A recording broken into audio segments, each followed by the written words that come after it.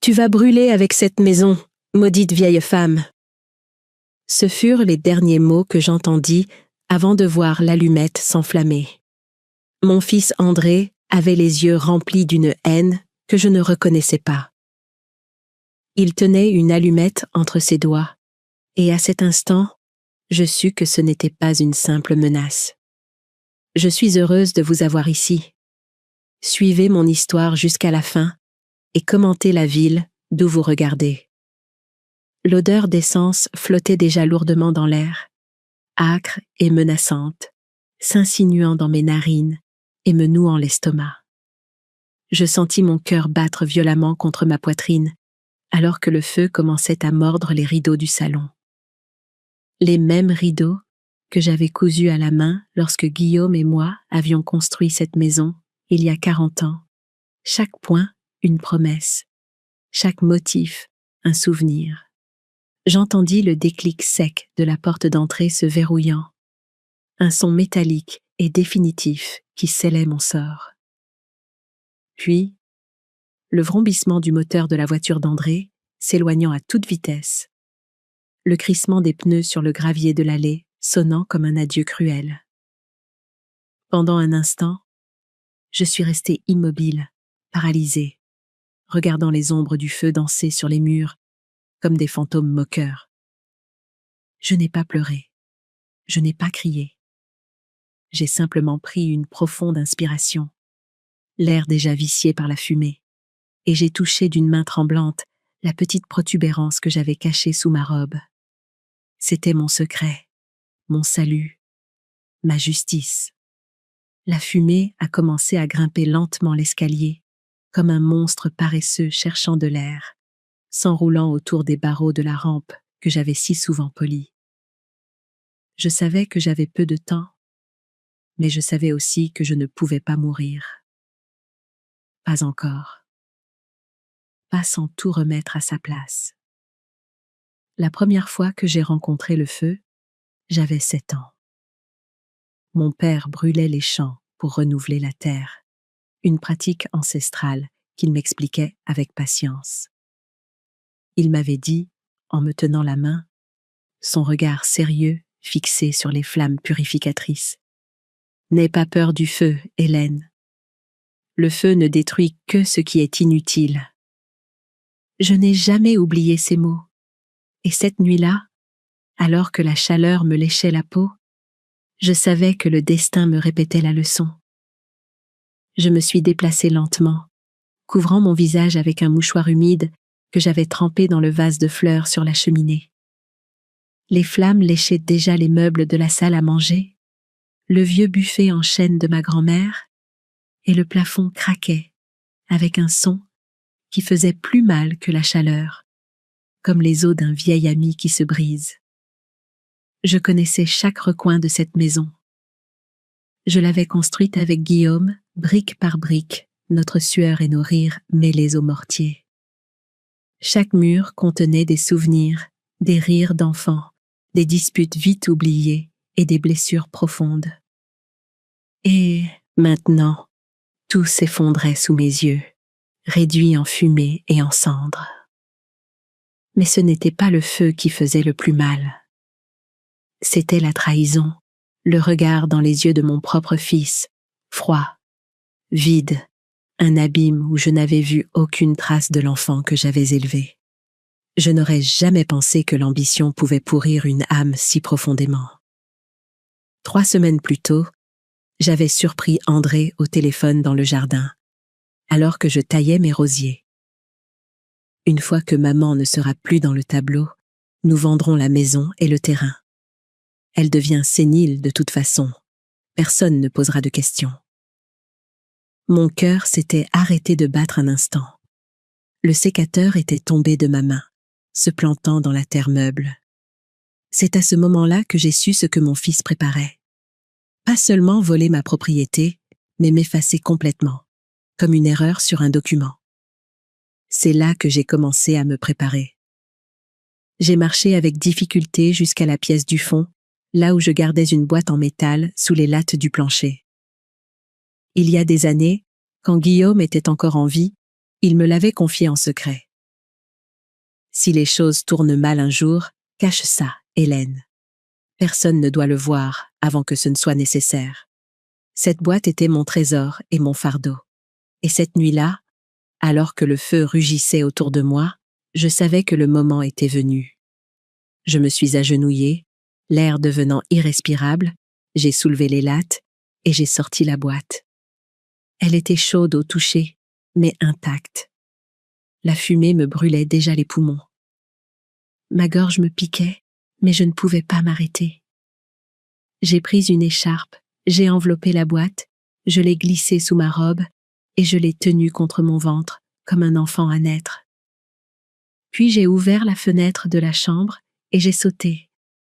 Je suis tombée sur la terre humide du jardin, j'ai roulé et j'ai couvert mon visage. L'air frais s'est engouffré dans mes poumons comme une seconde chance. Les voisins sont arrivés quelques minutes plus tard, criant, jetant des seaux d'eau, appelant les pompiers. Ils m'ont trouvée pieds nus, couverte de cendres, les yeux ouverts, mais sans larmes. Mon Dieu, Hélène, que s'est-il passé?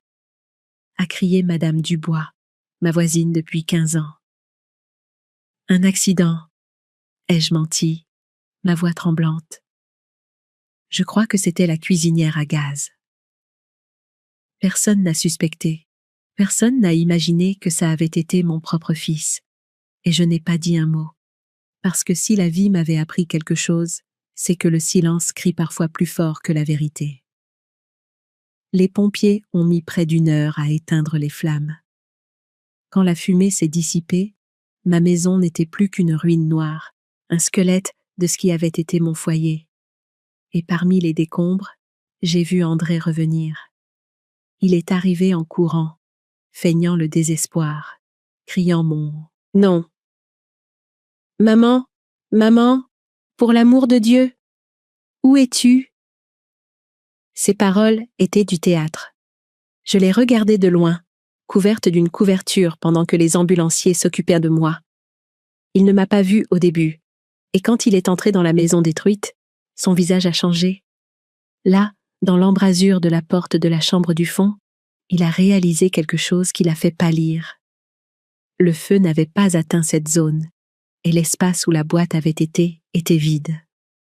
Ses yeux se sont agrandis, et pendant un instant, j'ai vu une peur authentique sur son visage. Les heures suivantes furent un brouillard. Hôpital, bandage, questions, silence. Personne ne comprenait comment j'avais survécu. Je savais que ce n'était pas de la chance, c'était le destin. Le lendemain, André est venu me voir. Ses mains étaient bandées, une fausse blessure, sûrement, et il avait une expression qui essayait de faire passer sa culpabilité. « Maman », a-t-il murmuré, tirant une chaise près de mon lit d'hôpital. « Je ne sais pas comment c'est arrivé. Le feu, le gaz. » Je l'ai regardé. Ses yeux ne pouvaient pas soutenir les miens. « Ne t'inquiète pas, mon fils, » lui ai-je dit calmement. Les maisons peuvent être reconstruites. Mais une voix en moi murmurait quelque chose de différent. Les maisons peuvent être reconstruites, oui, mais les âmes, elles, se paient avec le feu. Cette nuit-là, dans mon lit d'hôpital, alors que le vent faisait vibrer la fenêtre, j'ai touché la protubérance sous le drap. La boîte enveloppée était toujours avec moi. Personne ne le savait. Et en la caressant, j'ai senti un sourire se former lentement sur mes lèvres, car je comprenais que le feu qu'il avait allumé ne m'avait pas détruite. Il n'avait fait qu'enflammer le mien. Je me suis réveillée à l'hôpital 3 jours après l'incendie. La chambre sentait l'antiseptique et le plastique, mais aussi la peur. Autour de moi, les murs blancs semblaient me regarder comme des témoins silencieux. L'infirmière, une jeune femme aux yeux doux nommée Sophie, m'a souri, surprise de me voir éveillée. « C'est un miracle, Madame Guillaume, » dit-elle doucement. « Avec ce qui s'est passé, personne ne pensait que vous vous en sortiriez vivante. » J'ai souri faiblement. « Un miracle, oui, mais pas celui qu'il pense. » Je savais que le feu ne m'avait pas épargné. Il m'avait simplement choisi pour quelque chose de plus. Pendant les jours que j'ai passés à l'hôpital, tout le monde est venu me voir. Les voisins, les connaissances, même la gendarmerie. Une seule personne manquait à l'appel au début. André. Mon fils n'est apparu que le 4e jour. Et quand il l'a fait, il est entré avec des fleurs bon marché et une expression répétée. Un masque de sollicitude mal ajusté sur son visage. « Maman », a-t-il marmonné. « Tu as l'air mieux. »« Oui, mon fils, » ai-je répondu sans le regarder. « Le feu purifie, dit-on. » Son visage a pâli. Je l'ai vu déglutir difficilement.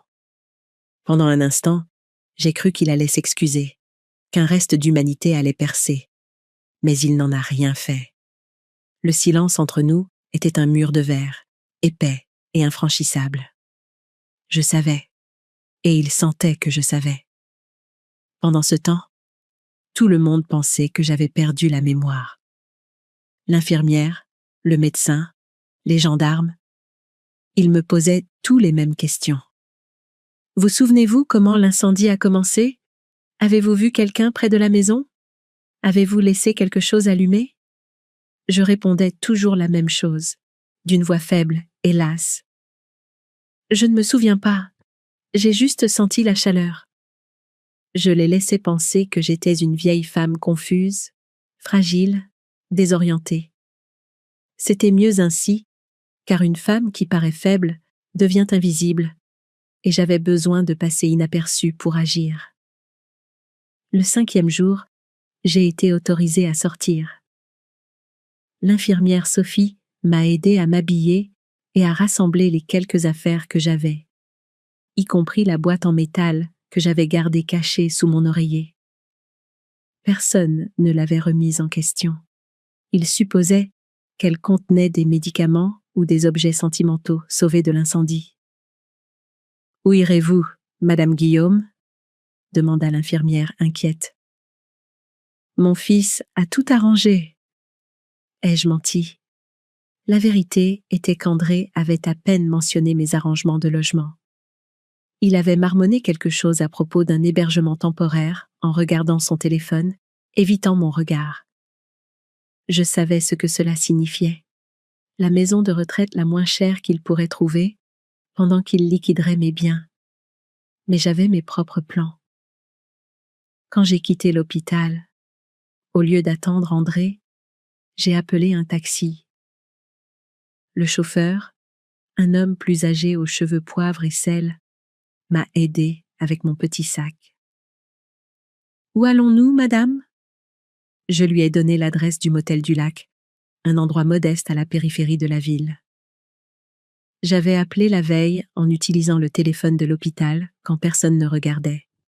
Quand nous sommes arrivés, la gérante du motel, une femme nommée Debbie aux cheveux blonds décolorés et aux yeux bienveillants, m'a montré une petite chambre avec vue sur le lac artificiel. « Ce n'est pas grand-chose » s'est-elle excusée. « Mais c'est propre et calme. »« C'est parfait » l'ai-je assuré. Et ça l'était, car personne ne penserait à me chercher là. Ce soir-là, je me suis assise sur le lit et j'ai enfin ouvert la boîte en métal de Guillaume. À l'intérieur se trouvaient des documents, des photographies, des lettres et autre chose. Quelque chose qu'André ne devrait jamais découvrir. D'abord, il y avait un test ADN. Les résultats étaient clairs. André n'était pas le fils biologique de Guillaume. Mes mains tremblaient en le relisant. Je l'avais toujours su. Bien sûr. Guillaume et moi nous étions mariés alors que j'étais déjà enceinte de 2 mois d'un autre homme, un jeune amour de passage qui avait disparu aussi vite qu'il était apparu. Mais Guillaume avait aimé André comme son propre fils, ne lui disant jamais la vérité, le protégeant de ce secret. Le 2e document était encore plus choquant. Un testament, non pas celui qu'André connaissait, celui qui lui laissait tout, mais un plus récent, signé quelques mois seulement avant la mort de Guillaume.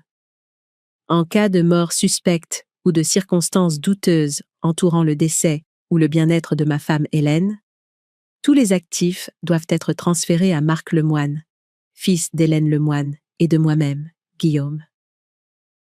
Mon cœur battait la chamade. Guillaume avait su.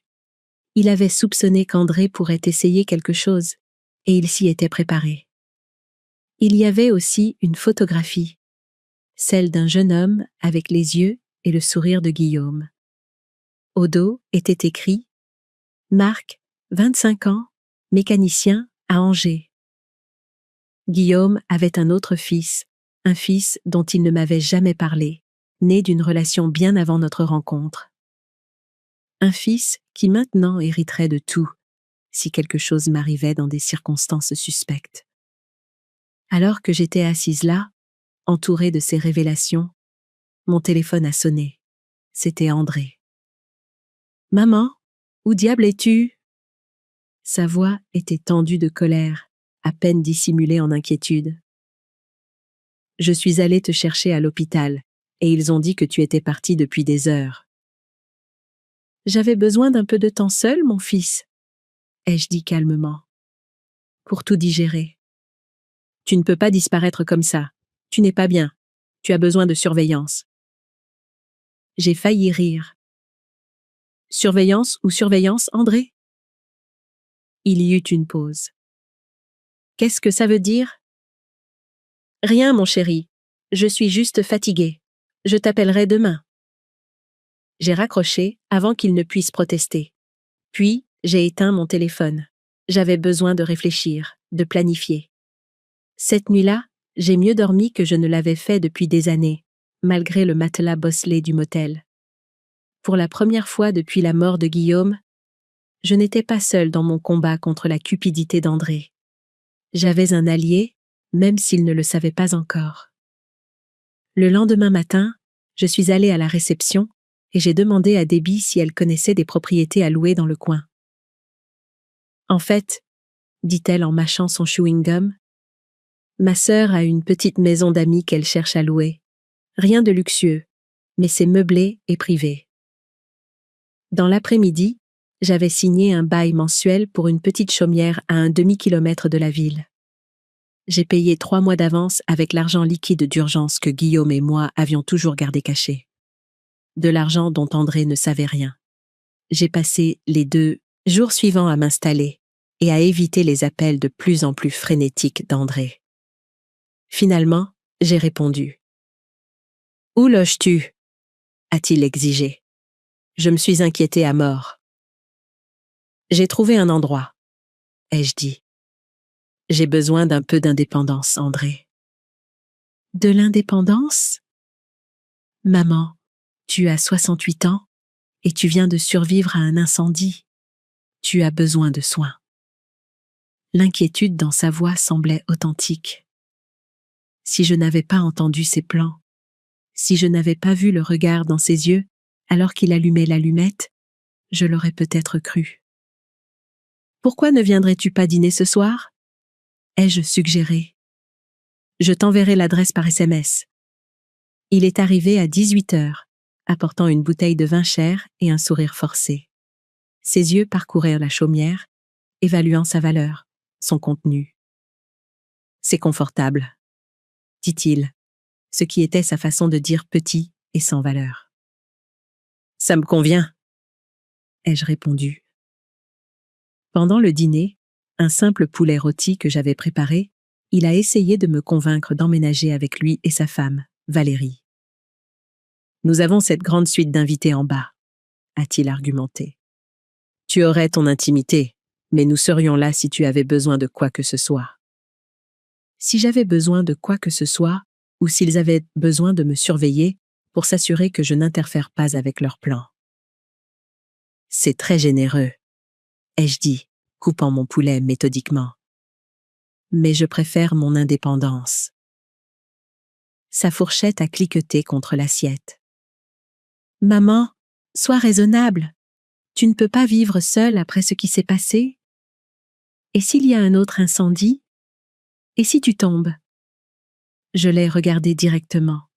« Quelles sont les chances de 2 incendies, André ?» Son visage s'est figé. Pendant un instant, quelque chose de dangereux a vacillé dans ses yeux. « Qu'est-ce que tu insinues ?» J'ai souri. « Rien, mon chéri. Juste que la foudre frappe rarement 2 fois au même endroit. » Il est parti peu de temps après, frustré, mais essayant de ne pas le montrer. À la porte, il a essayé une dernière fois. « Au moins, laisse-moi t'aider financièrement. » L'argent de l'assurance pourrait mettre des mois à arriver. « Je me débrouillerai, » ai-je dit. Je l'ai toujours fait. Après qu'il soit parti en voiture, j'ai verrouillé la porte et je me suis appuyée contre elle, expirant lentement. Le jeu avait commencé. Maintenant, je devais trouver Marc Lemoine. Le lendemain matin, je me suis rendue à la bibliothèque locale. La jeune bibliothécaire m'a aidée à utiliser l'ordinateur pour chercher des garages à Angers. Il y en avait des dizaines, bien sûr. Il faudrait une éternité pour les appeler tous en demandant Marc Lemoine. J'avais besoin d'une approche différente. J'ai passé des heures à chercher dans les annuaires en ligne et les réseaux sociaux jusqu'à ce que je trouve enfin un petit garage de réparation appelé Garage Lemoine à la périphérie d'Angers. Le site web montrait une photo du propriétaire, un homme dans la trentaine avec des yeux familiers, les yeux de Guillaume. J'ai noté l'adresse et le numéro de téléphone. Puis, au lieu d'appeler, j'ai décidé de prendre un bus pour Angers le lendemain. Certaines choses devaient être faites en personne. Ce soir-là, en rentrant à ma chaumière, j'ai remarqué un camion garé de l'autre côté de la rue avec quelqu'un assis à l'intérieur. Les poils de ma nuque se sont hérissés. J'ai accéléré le pas. Quand j'ai atteint ma porte, j'ai jeté un coup d'œil en arrière. Le camion s'éloignait, mais pas avant que j'ai aperçu le conducteur, un homme que je n'avais jamais vu auparavant. J'ai doublement verrouillé la porte cette nuit-là et j'ai placé une chaise contre elle. Le lendemain matin, j'ai pris le premier bus pour Angers. 3 heures plus tard, je me tenais devant le garage Lemoine, rassemblant mon courage. Le garage était petit, mais bien entretenu, avec un bureau soigné attenant. Alors que je m'approchais, un homme est sorti de sous le capot d'une voiture. Il était grand, avec de larges épaules, des cheveux noirs parsemés de gris aux tempes, et des yeux, les yeux de Guillaume, qui se sont légèrement agrandis quand il m'a vu. « Puis-je vous aider, madame ?» Sa voix était grave, polie. J'ai pris une inspiration. « Êtes-vous Marc Lemoine ?» Il s'est essuyé les mains sur un chiffon. « Oui, c'est moi. Je m'appelle Hélène Guillaume, » ai-je dit. « Je crois que vous connaissiez mon mari, Guillaume. » Le chiffon a cessé de bouger. Ses yeux, si semblables à ceux de Guillaume, m'ont étudié attentivement. « Je pense que vous feriez mieux d'entrer, » dit-il finalement, faisant un geste vers le bureau. À l'intérieur, il m'a offert un siège et une tasse de café, que j'ai accepté avec des mains tremblantes. « Comment m'avez-vous trouvé ?» a-t-il demandé, s'asseyant en face de moi. « Guillaume a laissé des documents, » ai-je dit simplement. « Des photos de vous. » Marc a hoché la tête lentement. « Je n'ai pas vu Guillaume depuis... ça doit faire 10 ans maintenant. » « Il est décédé il y a 3 ans, » ai-je dit. Crise cardiaque. La douleur a vacillé sur son visage. « Je suis désolée d'apprendre ça. C'était un homme bon. » « Vous le connaissiez bien ?» ai-je demandé prudemment. Marc a baissé les yeux sur ses mains, des mains de mécanicien, comme Guillaume l'avait été. « C'était mon père, » dit-il doucement. « Mais je suppose que vous le savez déjà. » J'ai hoché la tête. « Je ne l'ai découvert que récemment, après... » J'ai hésité. « Après que ma maison a brûlé. » Sa tête s'est redressée d'un coup. « Votre maison a brûlé ? Vous allez bien ?» L'inquiétude authentique dans sa voix a failli me faire pleurer. Cet étranger, ce fils de mon mari, montrait plus d'inquiétude en une seule phrase qu'André en des années. « J'ai survécu, » ai-je dit, mais ce n'était pas un accident. Au cours de l'heure suivante, je lui ai tout raconté. La mort de Guillaume, la cupidité croissante d'André, le fait que j'avais surpris ses plans, et enfin cette nuit terrible avec l'essence et l'allumette. Marc a écouté sans m'interrompre, son expression s'assombrissant à chaque mot. Quand j'ai fini, il s'est levé et a arpenté le petit bureau, ses pas lourds sur le linoléum usé. « Alors, il a essayé de vous assassiner » dit-il, sa voix tendue de colère. « Votre propre fils a essayé de vous brûler vive pour un héritage ?»« Oui. » Il était inutile d'adoucir la réalité. « Et la police ?» J'ai secoué la tête. « Aucune preuve, ma parole contre la sienne. Et c'est un homme d'affaires respecté, tandis que je ne suis qu'une vieille dame confuse qui aurait pu laisser le gaz allumé. » La mâchoire de Marc s'est crispée. « De quoi avez-vous besoin de moi, Madame Guillaume ?» « Hélène. » L'ai-je corrigé doucement. « Et je ne sais pas encore, mais Guillaume pensait que vous deviez savoir ce qui se passait. Il a pris des dispositions pour vous, au cas où quelque chose m'arriverait. » Je lui ai montré le testament. Ses yeux se sont agrandis en le lisant. « Je ne veux pas de son argent, » dit-il immédiatement. « Ce n'a jamais été... » « Je sais, » l'ai-je interrompu. « Mais André le veut, et il est prêt à tuer pour l'obtenir. » Marc a passé une main dans ses cheveux, un geste si semblable à celui de Guillaume que cela m'a serré le cœur. « Qu'allez-vous faire ?» J'ai regardé par la fenêtre le garage, la vie que cet homme s'était construite sans l'aide de Guillaume. « Je ne sais pas encore, » ai-je admis, « mais je ne peux pas le faire seul. » Il est resté silencieux un long moment, puis a hoché la tête une fois. « Je vous aiderai, pas pour l'argent, mais parce que c'est la bonne chose à faire, et parce que Guillaume l'aurait voulu. » En quittant le garage Lemoine cet après-midi-là, j'ai ressenti quelque chose que je n'avais pas ressenti depuis des années. L'espoir. Je n'étais plus seule. Sur le trajet en bus pour rentrer, je réfléchissais à la suite. Marc avait promis de venir en ville dans quelques jours, après avoir trouvé quelqu'un pour s'occuper du garage. Nous avions échangé nos numéros de téléphone et convenu de rester en contact. Quand je suis revenue à ma chaumière, le soleil se couchait. De loin, je pouvais voir quelqu'un assis sur les marches de mon porche.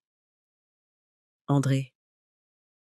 Je me suis préparée mentalement et je me suis approchée. « Où étais-tu » a-t-il exigé en se levant.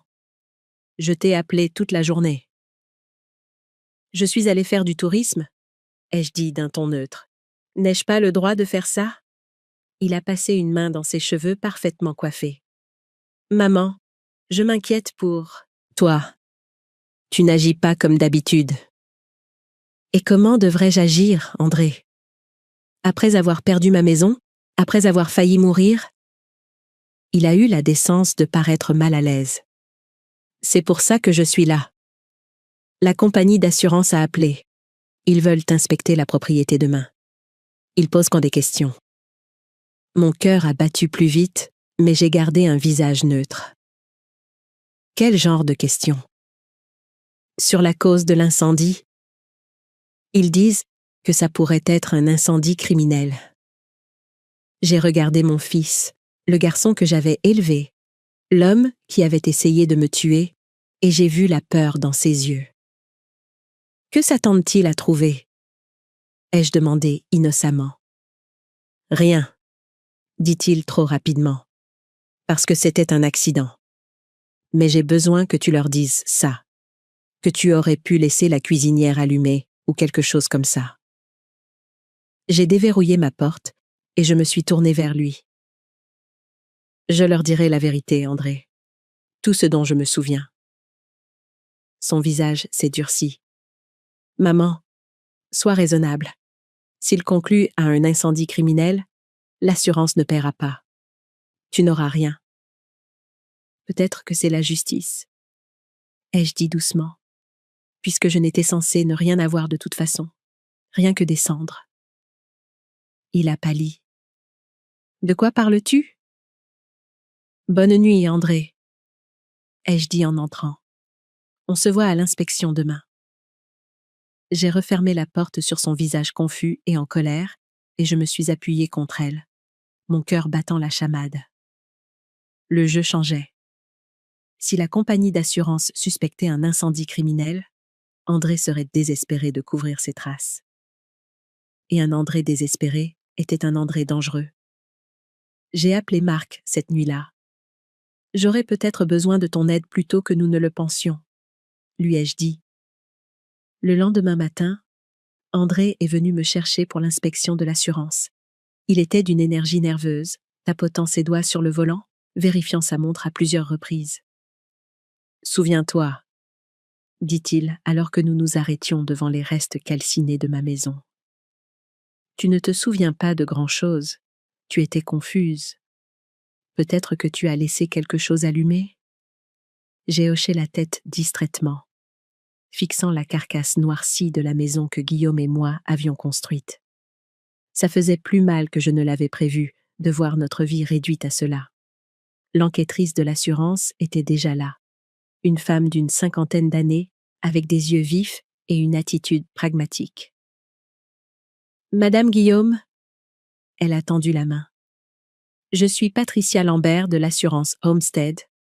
J'enquête sur la cause de l'incendie. »« Oui » ai-je dit en lui serrant fermement la main. « J'aiderai comme je peux. » André planait nerveusement alors que Madame Lambert me guidait à travers les ruines, posant des questions sur l'agencement, sur l'emplacement des appareils. « Et où étiez-vous quand l'incendie a commencé, Madame Guillaume ?» a-t-elle demandé. Je pouvais sentir André se tendre à côté de moi. « J'étais dans le salon ?» ai-je dit honnêtement. « Je lisais. » « Avez-vous remarqué quelque chose d'inhabituel avant l'incendie? Des odeurs? Des bruits? » J'ai marqué une pause, regardant la pièce détruite. « Il y avait une odeur, » ai-je dit lentement. « Comme des produits chimiques. » André s'est raidi. « Maman, tu n'as jamais mentionné de produits chimiques. » Madame Lambert a interrompu. Son intérêt était piqué. « Pouvez-vous la décrire? » « Comme de l'essence, » ai-je dit. J'ai trouvé ça étrange, mais avant que je puisse enquêter, il y a eu une étincelle, et puis des flammes partout. Madame Lambert écrivait rapidement dans son carnet. Le visage d'André était devenu blanc. « Madame Guillaume, » dit-elle prudemment, « nos premières constatations suggèrent que des accélérateurs ont été utilisés à plusieurs endroits. » Des accélérateurs, ai-je répété innocemment. De l'essence, a-t-elle clarifié. Ce qui correspond à ce que vous avez senti. Ce n'était pas un accident, Madame Guillaume. Quelqu'un a délibérément mis le feu. Le téléphone d'André a sonné soudainement, d'un son strident dans le silence tendu. Il s'est excusé, marchant rapidement vers le bord de la propriété. Madame Lambert a baissé la voix. « Madame Guillaume, y a-t-il quelqu'un qui pourrait vouloir vous faire du mal ou qui bénéficierait de cet incendie ?» J'ai regardé vers André, qui gesticulait avec colère au téléphone. « Je ne peux imaginer qui, » ai-je dit doucement. Madame Lambert a suivi mon regard, ses yeux se plissant légèrement. « La gendarmerie voudra vous parler ?» dit-elle. « C'est maintenant officiellement une enquête criminelle. » André est revenu, le visage composé, mais les yeux s'affolaient. « Tout va bien ?» Madame Lambert expliquait juste que c'était un incendie criminel, ai-je dit calmement. La gendarmerie va enquêter. Un muscle a tressailli dans la mâchoire d'André. C'est ridicule. Qui voudrait incendier la maison de maman? Madame Lambert a souri finement. C'est ce que nous avons l'intention de découvrir, Monsieur Guillaume. Après son départ, André a explosé. Qu'est-ce que c'est que ça, maman? De l'essence? Tu n'as jamais rien dit à propos de l'essence. Je l'ai regardé fixement. Vraiment? Ma mémoire doit me jouer des tours à nouveau. Il a passé les deux mains dans ses cheveux, arpentant les lieux. c'est une catastrophe. S'il conclut à un incendie criminel, l'assurance ne paiera pas. Oui, tu as mentionné ça. Ai-je fini pour lui? Il semble que je me retrouverai avec rien. Il a arrêté de faire les 100 pas pour me regarder, et pendant un instant, j'ai vu le calcul dans ses yeux. Pas rien, dit-il, sa voix s'adoucissant. Tu m'auras toujours, maman. Je prendrai soin de toi. De la même manière que tu as pris soin de moi avec de l'essence et des allumettes, j'ai voulu demander. Au lieu de ça, j'ai souri avec lassitude. Ramène-moi à la chaumière, André. Je suis épuisée. Sur le chemin du retour, il a essayé de me convaincre à nouveau d'emménager avec lui et Valérie.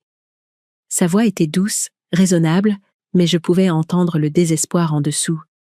Il avait besoin de me contrôler maintenant plus que jamais. J'y réfléchirai. Ai-je menti alors qu'il me déposait? À l'intérieur, j'ai verrouillé la porte et j'ai rappelé Marc. L'enquêtrice de l'assurance a confirmé que c'était un incendie criminel. Lui ai-je dit. La gendarmerie s'en mêle. C'est bien, non? A-t-il demandé. Ils vont enquêter sur André. Peut-être, ai-je dit. Mais André est intelligent et bien connecté. Et je n'ai aucune preuve qu'il l'a fait. Juste ma parole contre la sienne. Alors, nous avons besoin de preuves, a dit Marc fermement. J'arrive demain. Nous allons trouver une solution ensemble. Après avoir raccroché, je me suis assise dans mon petit salon en réfléchissant. La boîte en métal était posée sur la table basse, toujours pleine des secrets de Guillaume. Je l'ai rouverte, fouillant dans les papiers, jusqu'à ce que je trouve ce que je cherchais. Une lettre de Guillaume à Marc, datée de quelques semaines seulement avant sa mort. « Mon fils, » commençait-elle. « Si tu lis ceci, c'est qu'Hélène t'a trouvé, ce qui signifie qu'elle est en danger. » La lettre continuait en expliquant les soupçons de Guillaume sur André, sur les changements en lui après son mariage avec Valérie, sur les questions qu'il avait posées sur le testament. « Je ne lui ai jamais dit qu'il n'était pas mon fils biologique, » écrivait Guillaume. « C'était peut-être une erreur, mais je l'ai aimé comme le mien, même quand j'ai commencé à voir l'obscurité en lui.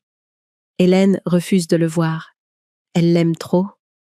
Mais toi, Marc, tu verras clairement là où elle ne peut pas.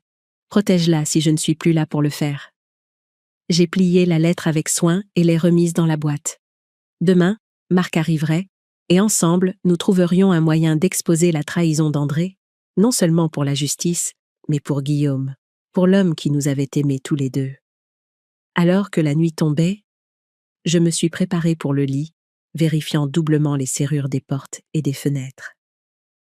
La chaumière semblait soudainement vulnérable, trop isolée. André savait où j'étais, et maintenant, il savait que j'étais une menace pour lui. J'ai placé une chaise contre la porte de la chambre et j'ai gardé la boîte en métal près de moi sur le lit. Le sommeil a mis longtemps à venir. Dans mes rêves, j'ai vu du feu. Pas l'incendie destructeur qui avait consumé ma maison, mais la flamme purificatrice dont mon père avait parlé, celle qui brûle ce qui est inutile et affine ce qui est précieux. Je me suis réveillée à l'aube, me sentant étrangement paisible. Aujourd'hui était le début de la fin des mensonges d'André, de ma peur, de l'ombre qui planait sur nous depuis la mort de Guillaume. D'une manière ou d'une autre, la vérité éclaterait. Et comme le phénix dont mon père m'avait parlé dans les histoires de mon enfance, je renaîtrais de mes cendres, plus forte, plus sage et libre. J'ai attendu sur le porche le lendemain matin, une tasse de café réchauffant mes mains contre le froid de l'automne. Le soleil commençait à peine à percer à travers les arbres lorsqu'un pick-up bleu s'est garé dans mon allée. Marc Lemoine en est sorti, ressemblant encore plus à Guillaume dans la claire lumière du matin. « Tu as fait vite », ai-je dit alors qu'il s'approchait. Parti à l'aube. Il a jeté un coup d'œil à la petite propriété. Bel endroit, isolé. Trop isolé peut-être, ai-je répondu, pensant à la facilité avec laquelle André pourrait m'atteindre ici, loin des regards indiscrets. Marc a semblé lire dans mes pensées. C'est pour ça que je suis là. Entrons et parlons. Dans la cuisine, je lui ai versé du café pendant qu'il étalait un bloc-notes. Son approche méthodique me rappelait tellement Guillaume que ma poitrine me faisait mal. J'ai réfléchi, dit-il en prenant une gorgée. Nous avons besoin de preuves qui relient directement André à l'incendie. J'ai hoché la tête. L'enquêtrice de l'assurance a déjà confirmé que c'était un incendie criminel. C'est bien, mais ça ne prouve pas qu'André l'a fait. Marc a tapoté son stylo contre le papier. Est-ce que quelqu'un l'a vu cette nuit-là? Des voisins? Des caméras de sécurité? J'ai secoué la tête. Le voisin le plus proche est à 1/4 de kilomètre, et ce n'est pas le genre de quartier avec des caméras de sécurité. Et sa voiture? Ou ses vêtements? L'essence laisse des traces. À l'heure qu'il est, il aurait tout nettoyé, ai-je dit. André est tout sauf négligent. Marc a froncé les sourcils, puis ses yeux se sont illuminés. Son téléphone, s'il était chez toi cette nuit-là, son téléphone portable aurait borné à la tour la plus proche. L'espoir a jailli en moi. La police pourrait vérifier ça. Seulement avec une cause probable, m'a rappelé Marc. Nous avons besoin de quelque chose pour les faire s'intéresser spécifiquement à André. Nous avons passé la matinée à réfléchir, mais chaque idée semblait se heurter à un mur. André était prudent. Il avait planifié cela depuis des mois, peut-être des années. Vers midi, mon téléphone a sonné. André. J'ai répondu, mettant le haut-parleur pour que Marc puisse entendre. Bonjour maman, nous devons parler.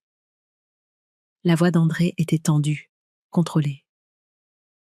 La gendarmerie est venue à mon bureau ce matin.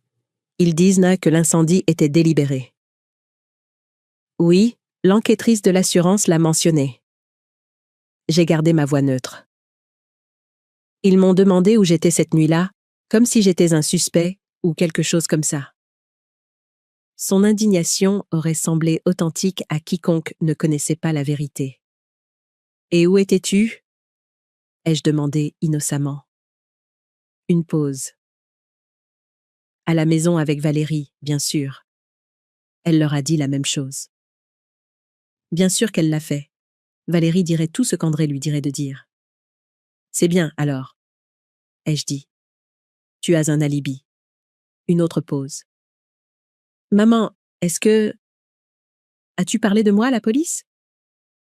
Pourquoi ferais-je ça, André? Je ne sais pas. Tu agis étrangement depuis l'incendie. Distante, secrète. J'ai pensé à la boîte en métal cachée dans ma chambre. J'ai failli mourir, André. Ça change une personne. Il a soupiré, le son crépitant à travers le haut-parleur. Écoute, je m'inquiète pour toi, toute seule là-bas. J'ai parlé au docteur Renaud. Il pense que tu pourrais souffrir de stress post-traumatique, peut-être même d'une légère paranoïa. Les sourcils de Marc se sont levés. J'ai senti mon sang se glacer. Vraiment? J'ai gardé ma voix égale. Il a suggéré que nous envisagions des soins supervisés temporaires, juste jusqu'à ce que tu sois plus stable. Le piège se refermait. Si André convainquait les gens que j'étais mentalement instable, tout ce que je dirais sur lui serait rejeté. J'apprécie ton inquiétude, ai-je dit prudemment. Mais je vais parfaitement bien. Au moins, viens dîner ce soir, a-t-il insisté. Valérie prépare ton pot-au-feu préféré. Nous pourrons en parler davantage. J'ai jeté un coup d'œil à Marc, qui a légèrement hoché la tête. Garde-le près de toi. Apprends ce qu'il sait. D'accord, ai-je accepté. À quelle heure? 18 heures. Je viendrai te chercher. Après avoir raccroché, Marc a secoué la tête. Il essaie de te discréditer, de te faire passer pour instable. Je sais. Mes mains tremblaient, légèrement. Il devient désespéré. Bien. La voix de Marc s'est durcie. Les gens désespérés font des erreurs. À 17h30, Marc est parti à contre-cœur, promettant de rester au motel en ville et de revenir le matin. Nous avons convenu de ne pas encore mentionner son existence à André. Il était notre carte maîtresse. André est arrivé précisément à 18h, vêtu d'un costume cher, son sourire pratiqué et parfait. « Tu es belle, maman », dit-il en m'aidant à monter dans sa berline de luxe. « Tu te sens mieux ?»« Beaucoup mieux », ai-je menti, serrant mon sac à main où j'avais caché un petit enregistreur que Marc m'avait donné au cas où. La maison d'André et Valérie était exactement ce à quoi on pouvait s'attendre. Grande, moderne et froidement parfaite. Valérie m'a accueillie à la porte, son sourire aussi artificiel que les fleurs sur la table de la salle à manger. « Hélène, tu as l'air merveilleuse. » Elle m'a fait la bise. « Considérant tout ce que tu as traversé. » Valérie avait 38 ans, 20 ans de moins qu'André, avec le genre de beauté qui vient de traitements coûteux et d'un entretien soigné. Elle avait été sa secrétaire avant de devenir sa femme 3 ans auparavant. « Merci de me recevoir », ai-je dit poliment. Le dîner fut une affaire guindée. Le pot-au-feu de Valérie était sec, mais je l'ai quand même complimenté. André n'arrêtait pas de remplir mon verre de vin, que je faisais semblant de siroter, mais que je touchais à peine. J'avais besoin d'avoir la tête claire ce soir. « Alors », a dit André, alors que Valérie débarrassait les assiettes. « J'ai parlé au commissaire Harrison aujourd'hui à propos de l'enquête sur l'incendie. Mon intérêt s'est éveillé. Le commissaire Harrison était un vieil ami de Guillaume. »« Oh !»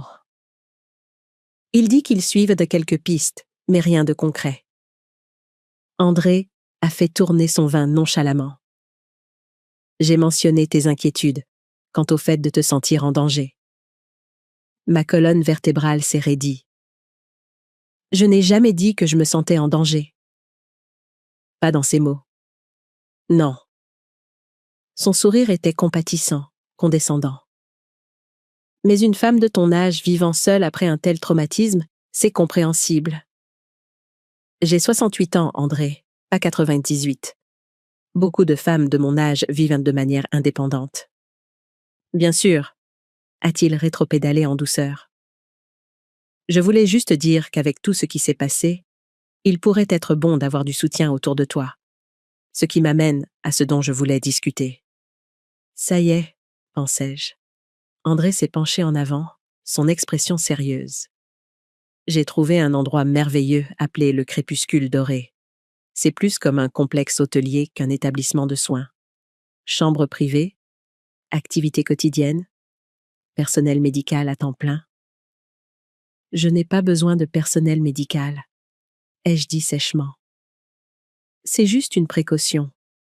Après ce que le docteur Renaud a dit sur les réponses potentielles au traumatisme. Je n'ai jamais parlé au docteur Renaud. Le sourire d'André n'a pas faibli. Je l'ai consulté en ton nom. Il a examiné tes dossiers médicaux de l'hôpital. Sans ma permission. La colère a flambé dans ma poitrine. En tant que ton mandataire médical. Depuis quand es-tu mon mandataire médical? Une lueur d'agacement a traversé son visage. Depuis la mort de papa. Tu as signé les papiers? Tu te souviens quand tu mettais à jour ton testament? Je me souvenais vaguement. Il y avait eu tant de documents après la mort de Guillaume. André s'était occupé de tout, présentant papier après papier à signer dans mon chagrin. Je ne vais pas au crépuscule doré, André. J'ai gardé ma voix ferme. Maman, sois raisonnable. L'argent de l'assurance prendra des mois s'il arrive un jour. Tu ne peux pas te permettre de vivre de manière indépendante en ce moment. J'ai des économies, ai-je contré. Il a ri légèrement. À peine assez pour quelques mois de loyer. Et avec l'enquête en cours, tu pourrais ne jamais voir l'argent de l'assurance. Comme ce serait pratique pour lui. Pas d'indemnisation d'assurance signifiait que je serais complètement dépendante de sa générosité. J'ai pris ma décision, ai-je dit en me levant. Merci pour le dîner, mais j'aimerais rentrer chez moi maintenant. La façade d'André s'est légèrement fissurée. Maman, tu ne penses pas clairement. Après ce que tu as traversé... Ce que j'ai traversé, l'ai-je interrompu, suffit pour savoir quand on me manipule. Ses yeux se sont agrandis, puis se sont rétrécis. Valérie, qui était restée dans l'embrasure de la porte, s'est avancée. Hélène, nous ne voulons que ce qui est le mieux pour toi, a-t-elle apaisé, posant une main sur mon bras. J'ai résisté à l'envie de la repousser. Alors, respectez mes choix. André s'est levé, me dominant de sa hauteur. Pendant un instant, j'ai vu la même froideur dans ses yeux que celle que j'avais vue la nuit de l'incendie. « Je te ramène à la maison », dit-il, sa voix tendue. Le trajet en voiture fut silencieux. Quand nous sommes arrivés à ma chaumière, André a coupé le moteur, mais n'a pas déverrouillé les portes. « Maman, » dit-il doucement, « je ne veux pas avoir à forcer les choses. » Un frisson a parcouru ma colonne vertébrale. Qu'est-ce que ça veut dire? Il a soupiré, se pinçant l'arête du nez. Ça veut dire que si tu ne peux pas prendre de décision rationnelle concernant tes soins, d'autres pourraient m'en devoir les prendre pour toi, légalement. Tu menaces de me faire déclarer incapable. Le choc m'a coupé le souffle. Pas menacé, a-t-il corrigé doucement. Juste expliquer la réalité. Le docteur Renaud est préoccupé par les possibles effets cognitifs de l'inhalation de fumée, combinés au traumatisme et à ton âge. Laisse-moi sortir, André. Ma voix tremblait de fureur. Je veux rentrer. Il m'a étudié un long moment, puis a déverrouillé les portes. Pense à ce que j'ai dit, maman. Le crépuscule doré a une place maintenant, mais ils ne la garderont pas éternellement. Je suis sortie sans répondre, marchant d'un pas assuré vers ma porte, bien que mes genoux semblaient être en coton. Une fois à l'intérieur, je me suis effondrée sur une chaise, mon cœur battant à tout rompre. L'enregistreur, j'avais oublié de l'allumer. La frustration s'ajouta à ma peur, une erreur stupide qui aurait pu tout changer. Mais je ne pouvais pas m'attarder sur mes regrets. Il fallait avancer, trouver un autre moyen. La menace d'André n'était pas vaine. Il avait déjà posé les jalons pour me discréditer. Je devais agir vite, avant qu'il ne resserre son étau. Je me suis levée. J'ai fait bouillir de l'eau pour une tisane, mes mains tremblant encore. Le silence de la petite chaumière était à la fois un réconfort et une source d'angoisse. Chaque craquement du bois, chaque bruissement des feuilles à l'extérieur me faisait sursauter. Était-ce le vent ou quelqu'un qui rôdait? J'ai repensé à ma conversation avec André, à chaque mot, chaque inflexion. Il ne bluffait pas. Il avait un plan, et ce plan incluait ma mise sous tutelle. C'était diabolique, mais brillant dans sa cruauté. Si j'étais jugée légalement incapable de gérer mes propres affaires, ma parole n'aurait plus aucun poids. Mes accusations d'incendie criminel seraient vues comme les divagations d'un esprit défaillant. Il aurait le contrôle total, non seulement sur mes biens, mais sur ma vie même. Je devais absolument trouver des preuves tangibles, irréfutables, avant qu'il ne soit trop tard. J'ai ouvert la boîte de Guillaume une fois de plus, cherchant du réconfort dans les vestiges de son amour et de sa prévoyance. Ces lettres, ces photos, elles me rappelaient pourquoi je me battais. Pas seulement pour moi, mais pour sa mémoire, pour l'homme bon qu'il avait été, un homme qu'André avait trahi de la pire des manières. Le sommeil ne vint pas cette nuit-là. J'étais assise dans un fauteuil, la boîte sur mes genoux, veillant jusqu'à l'aube, élaborant une nouvelle stratégie. L'enregistreur avait été un échec, mais l'idée était bonne. Je devais amener André à se trahir. Mais comment? Il était si prudent, si contrôlé. Il ne ferait pas la même erreur 2 fois.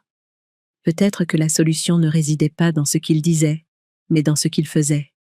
Ses actions, ses courriels, ses transactions financières.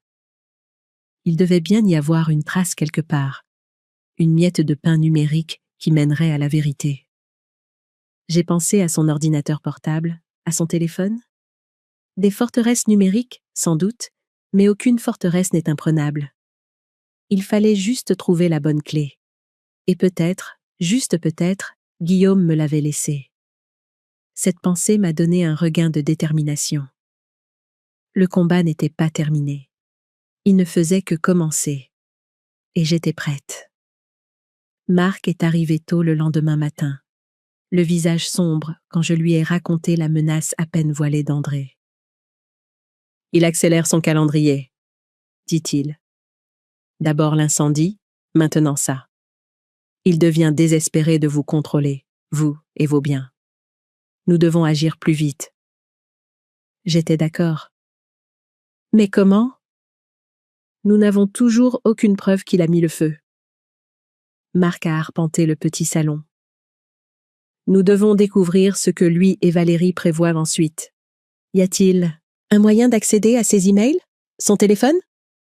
J'ai secoué la tête, puis j'ai marqué une pause. Attends, il y a peut-être quelque chose. Je suis allée dans la chambre et je suis revenue avec la boîte en métal de Guillaume. À l'intérieur, sous les documents, se trouvait un petit carnet d'adresses en cuir. Guillaume notait tout, ai-je expliqué en le feuilletant, y compris les mots de passe. Et là, dans l'écriture soignée de Guillaume, André, ordinateur portable, Guillaume 1967. Le mot de passe n'avait pas été changé depuis des années. Pas depuis que Guillaume avait aidé André à configurer son premier compte email professionnel. Utiliserait-il encore le même mot de passe? A demandé Marc, sceptique. André est une créature d'habitude, ai-je dit. Et arrogant. Il n'imaginerait jamais que quelqu'un essaierait d'accéder à ses comptes. Même si le mot de passe fonctionne encore, il nous faudrait son ordinateur portable, a souligné Marc. J'ai souri sombrement. Et je sais exactement quand il sera sans surveillance. J'ai expliqué que chaque jeudi à 19h, André avait une partie de squash régulière avec des clients, suivie d'un verre.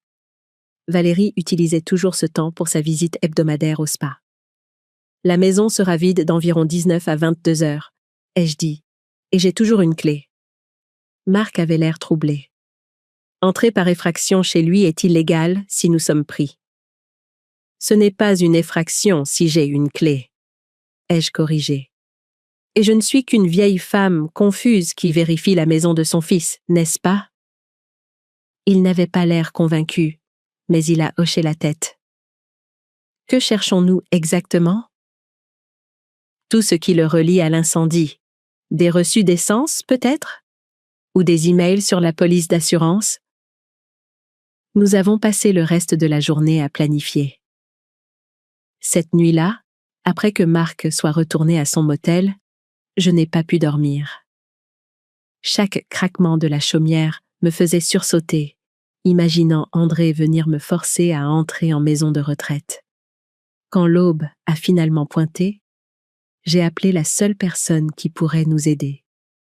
Judith Barnes, mon amie depuis 30 ans, et une infirmière à la retraite qui avait travaillé avec le docteur Renaud. « Judith ?» ai-je dit quand elle a répondu. « J'ai besoin de ton aide. » 2 heures plus tard, Judith était assise dans mon salon, le visage pâle, après avoir entendu mon histoire. « Hélène, c'est sérieux, » dit-elle. « Si André essaie de te faire déclarer incapable, peut-il le faire ?»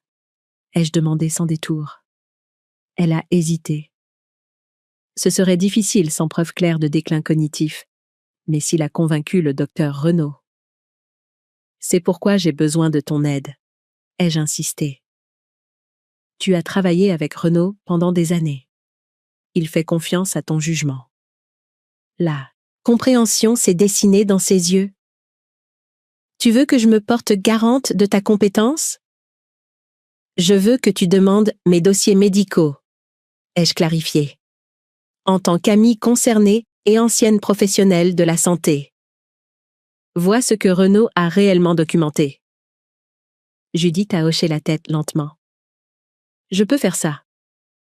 Mais Hélène, si André a vraiment essayé de te tuer, ne devrais-tu pas aller à la police?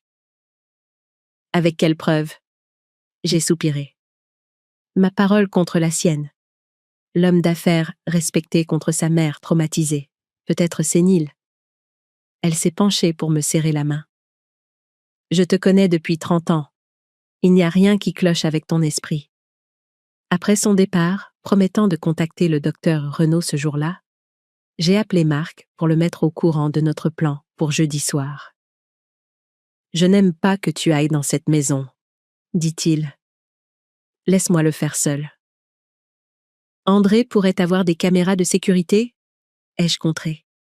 Ils ne remettront pas en question ma présence, mais un étranger lèverait des soupçons. Il a cédé à contre-cœur. D'accord. Mais nous entrons et sortons aussi vite que possible. Jeudi ne pouvait pas arriver assez vite. J'ai passé les jours intermédiaires à sursauter à chaque ombre, à garder les portes verrouillées et à dormir avec une chaise appuyée contre la porte de ma chambre. André a appelé 2 fois, sa voix mielleuse de sollicitude, me pressant de reconsidérer le crépuscule doré. J'ai esquivé, en disant que j'avais besoin de plus de temps pour y réfléchir. Judith a appelé mercredi avec des nouvelles troublantes. Hélène, j'ai eu accès à ton dossier. Renaud a documenté un possible début de démence exacerbé par le traumatisme. Il recommande une évaluation psychiatrique. Mon sang s'est glacé. Basé sur quoi? Il ne m'a même jamais examiné? Basé sur les rapports d'André sur ton comportement, dit-elle sombrement. Apparemment, tu as été paranoïaque et tu as fait des accusations étranges. Le piège se refermait plus vite que je ne l'avais pensé. Que faisons-nous? J'ai demandé que toute évaluation soit faite par le docteur Miller à la place. Elle est plus approfondie et moins susceptible d'être influencée par André. J'ai dit que je t'avais observé moi-même et que je n'avais vu aucun signe de déficience cognitive. Est-ce que ça marchera? Ça nous achète du temps, dit-elle. Mais Hélène, sois prudente. André semble déterminé. Plus déterminé qu'elle ne le savait. Jeudi soir est enfin arrivé. Le plan était risqué. Chaque détail devait être parfait. L'angoisse me nouait l'estomac, mais c'était une angoisse mêlée d'une étrange excitation. C'était ma seule chance de reprendre le contrôle, de retourner la situation contre lui. Jeudi soir arriva enfin. Marc vint me chercher à 18h30, son pick-up maintenant garé derrière la chaumière, où il ne serait pas visible de la route. « Tu es sûr de ça ?» demanda-t-il alors que nous nous dirigions vers la maison d'André. « Non !» admis-je. Mais j'ai plus peur de ne rien faire. La maison d'André et Valérie se trouvait sur un terrain d'1 hectare bien entretenu dans le quartier le plus exclusif de la ville. Nous nous sommes garés à un pâté de maisons et avons parcouru le reste de la distance à pied, comme 2 personnes en promenade du soir. À exactement 19h15, j'ai utilisé ma clé pour entrer par la porte de service qui menait au bureau d'André. La maison était silencieuse, le système d'alarme n'était pas activé. André ne s'en souciait jamais quand il ne devait s'absenter que quelques heures. Son ordinateur portable sera dans le bureau, chuchotai-je, guidant Marc dans le couloir. Le bureau était du pur André, tout en bois sombre, cuir et égo. Des récompenses et des certificats tapissaient les murs. Son ordinateur portable était posé sur le bureau massif, fermé, mais pas verrouillé. « Fais le guet », dis-je à Marc, m'asseyant au bureau et ouvrant l'ordinateur. L'écran de mots de passe est apparu. J'ai tapé Guillaume 1967 avec des doigts tremblants et j'ai retenu mon souffle. Ça a marché. Le bureau est apparu, révélant des dizaines de dossiers bien organisés. Par où commencer ? Chuchota Marc depuis l'embrasure de la porte. Les emails ? Décidai-je en cliquant sur l'icône de messagerie. Les plus récents d'abord. Il y en avait des centaines, peut-être des milliers. J'ai commencé par les plus récents, parcourant les lignes d'objets à la recherche de quelque chose de suspect.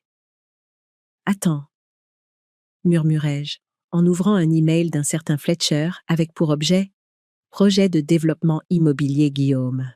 L'email était bref. « Plans approuvés. Pouvons commencer les travaux dès que le terrain sera dégagé. Problème d'assurance en suspens. » J'ai ouvert la réponse d'André.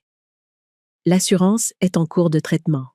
Attendez-vous à une résolution d'ici un mois. » Mes mains tremblaient alors que je transférais l'email à une adresse que Marc avait créée spécifiquement à cet effet, puis j'ai continué à chercher. Il y en avait plus. Des emails à un promoteur immobilier sur les futurs plans pour la propriété des Guillaume, datés de plusieurs semaines avant l'incendie. Une correspondance avec le crépuscule doré, initiée il y a 3 mois, pas récemment comme André l'avait laissé entendre. Et le plus accablant, un email à Valérie la veille de l'incendie. Tout est en place. Après-demain, nous aurons une table rase pour travailler. J'ai tout transféré, mon cœur battant si fort que j'étais sûre qu'il nous trahirait. « Hélène !» siffla soudain Marc. « Des phares de voiture !» J'ai rapidement fermé le programme de messagerie, mais j'ai laissé l'ordinateur allumé. L'éteindre prendrait trop de temps. « Par l'arrière ?» chuchotai-je, me dépêchant de le rejoindre à la porte. Nous nous sommes glissés par la cuisine et sommes sortis par la porte arrière, juste au moment où la porte du garage commençait à gronder en s'ouvrant à l'avant de la maison. « Ça ne peut pas être André ?» chuchotai-je, alors que nous nous accroupissions derrière une haie. « C'est trop tôt. » Nous nous sommes frayés un chemin le long du bord de la propriété, en restant dans l'ombre. En atteignant le côté de la cour, j'ai aperçu la voiture dans l'allée. Ce n'était pas la berline élégante d'André. C'était une camionnette de service marquée « Transport le crépuscule doré ». « Ils viennent me chercher », soufflai-je, me figeant sur place. « Ce soir !» Marc m'a attrapé le bras, me tirant vers la rue. « Alors nous ne retournons pas à ta chaumière, viens !» Nous nous sommes précipités vers son pick-up et sommes partis juste au moment où 2 hommes en uniforme s'approchèrent de la porte d'entrée de ma chaumière. « Ils ne peuvent pas légalement t'emmener sans ton consentement, » dit Marc alors que nous nous dirigions à toute vitesse vers l'autoroute. « Pas sans une ordonnance du tribunal. Depuis quand la légalité arrête-t-elle André ?» Ma voix tremblait. « Où allons-nous ?»« Chez moi, » dit-il sombrement.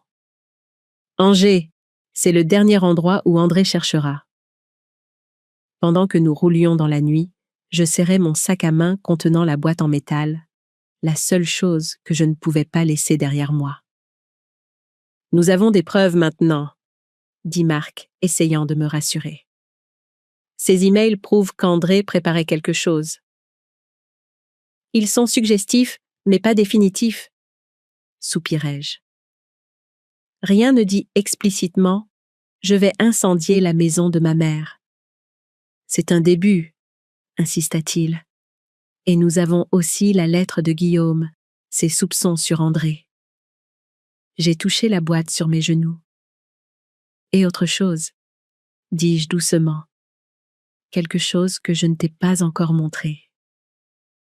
3 heures plus tard, nous sommes arrivés à la petite maison de Marc à la périphérie d'Angers. C'était un endroit modeste, soigné et simple, tout comme l'homme lui-même. Ce n'est pas grand-chose, s'excusa-t-il en me montrant la chambre d'amis. Mais tu seras en sécurité ici.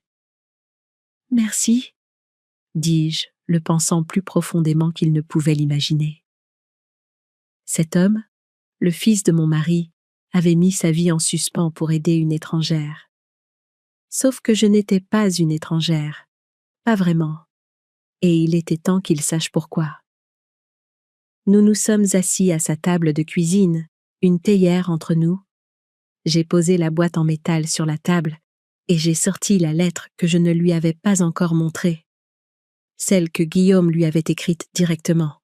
« Guillaume a laissé ça pour toi », ai-je dit en la faisant glisser sur la table. « Je pense que tu devrais la lire. » Marc a regardé l'enveloppe, son nom écrit de la main de Guillaume, et l'a ouverte avec soin. Ses yeux ont parcouru la page, s'écarquillant à mesure qu'il lisait. Quand il a fini, il a levé les yeux vers moi, stupéfait. « Il savait », dit doucement Marc. « Toutes ces années, il connaissait la nature d'André. Il te protégeait. » « Oui, » ai-je hoché la tête. « Mais il y a plus. Quelque chose que Guillaume voulait que tu saches. » J'ai pris une profonde inspiration.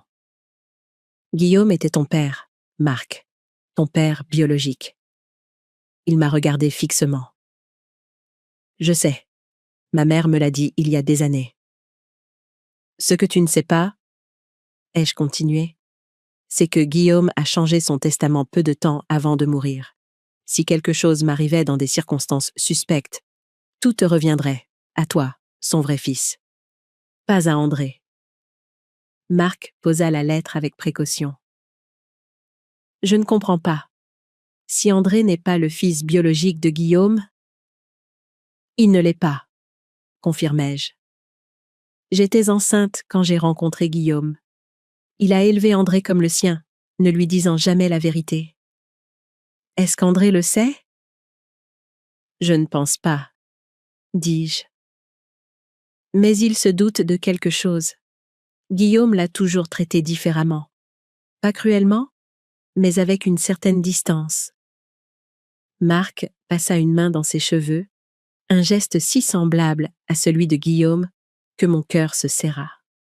« Donc tout ça, l'incendie, la tentative de te faire interner, c'est pour un héritage auquel il n'a de toute façon pas droit. »« Un héritage, la maison, le terrain ?» soupirai-je. André a toujours été possessif, même enfant. Ce qui est à lui, et ce qui n'est pas à lui, il le convoite. Marc se leva brusquement, arpentant la petite cuisine. « Nous devons aller à la police avec les emails, le testament modifié, tout. » »« Et dire quoi ? Que mon fils a essayé de me tuer pour un héritage qu'il ne mérite pas légalement ? Que le fils illégitime de mon défunt mari devrait hériter à la place ? » Je secouai la tête. Sans preuve directe de l'incendie criminel, c'est toujours notre parole contre la sienne. « Alors, quel est ton plan ? » demanda-t-il. Je regardais cet homme, cet étranger qui portait les yeux de Guillaume, les gestes de Guillaume, le sens de la justice de Guillaume. « La vérité, » dis-je simplement. Il est temps que la vérité éclate. Toute la vérité. Le lendemain matin, mon téléphone sonna tôt. Numéro inconnu. « Allô ?» répondis-je prudemment. « Hélène, c'est Judith. »« Dieu merci. Tu réponds. Où es-tu ? » ?»« En lieu sûr ?» dis-je. « Qu'est-ce qui s'est passé ? » ?»« André a déposé une demande de tutelle d'urgence hier, » dit-elle, sa voix tendue. « Il a prétendu que tu étais devenu paranoïaque et que tu avais fui ta résidence. Il y a des gens qui te cherchent. La police, des enquêteurs privés. Ils disent que tu es mentalement instable et un danger pour toi-même. » Mon estomac se noua. Il ne peut pas simplement me déclarer incapable sans une évaluation. Il a obtenu la signature du docteur Renaud en se basant sur ton comportement erratique et ton statut de risque de fuite. Hélène, c'est sérieux. Il y a une audience prévue pour lundi, dans 3 jours. Que se passe-t-il à l'audience ? Si tu ne te présentes pas, le juge accordera probablement la tutelle temporaire à André, expliqua-t-elle. Si tu te présentes, Tu devras convaincre le juge que tu es compétente. Et si André a déjà convaincu tout le monde que je ne le suis pas? Son silence fut une réponse suffisante. Après avoir raccroché, je racontai à Marc l'audience de tutelle. Nous devons y être, dit-il immédiatement, avec tout ce que nous avons trouvé. Si je me présente, André me fera mettre en détention immédiatement, fis-je remarquer. Et nos preuves sont suggestives, mais pas concluantes. Marc réfléchit un instant. Et si nous avions une preuve réelle de l'incendie? Quelque chose d'irréfutable? Comme quoi? Des images de sécurité, dit-il lentement. Madame Dubois, ta voisine, n'as-tu pas dit qu'elle avait fait installer ces nouvelles sonnettes avec caméra l'été dernier? Je me redressai. Oui, après les cambriolages dans la rue voisine. Et sa maison fait face à la tienne, continua Marc, l'excitation montant. Sa caméra a peut-être capturé André arrivant ou partant cette nuit-là. Si les images existent encore, mis-je en garde. Ça fait plus de 2 semaines. La plupart des systèmes stockent les images pendant 30 jours, dit-il. Ça vaut la peine de vérifier. J'hésitais. Je ne peux pas y retourner. André fera surveiller ma chaumière. J'irai, décida Marc. Ce soir. Ta voisine ne me connaît pas, mais elle te connaît. Écris-moi une note expliquant qui je suis et pourquoi j'ai besoin de son aide. C'était risqué, mais quel choix avions-nous? Le reste de la journée s'écoula lentement. J'appelai de nouveau Judith, lui demandant de recueillir des témoignages de soutien d'autres amis sur ma compétence mentale. Marc contacta un ami avocat spécialisé en droit des aînés, expliquant notre situation en termes hypothétiques. Le soir venu, nous avions les prémices d'un plan. Marc retournerait en ville, parlerait avec Madame Dubois et, espérons-le, obtiendrait les images dont nous avions besoin. Je préparerai une déclaration pour l'audience détaillant tout ce qui s'était passé. Alors que Marc se préparait à partir, je lui tendis la note pour Madame Dubois et autre chose. Les résultats du test ADN de la boîte de Guillaume. « Pourquoi me donnes-tu ça ?» demanda-t-il, regardant le papier qui confirmait qu'André n'était pas le fils biologique de Guillaume. « Une assurance, dis-je simplement. Au cas où quelque chose tournerait mal. » Il hocha la tête sombrement, glissant tout en sécurité dans la poche de sa veste. « Je serai de retour au matin. » Verrouille les portes derrière moi. Après son départ, je m'assis à sa table de cuisine, rédigeant ma déclaration. La maison craquait et se tassait autour de moi. Des bruits inconnus dans un endroit inconnu. Je pensais à André, le bébé que j'avais bercé, le garçon que j'avais élevé, l'homme qui avait essayé de me tuer. Où tout cela avait-il mal tourné?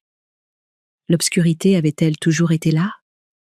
Ou avait-elle grandi avec le temps, nourrie par la cupidité et le sentiment que tout lui était dû?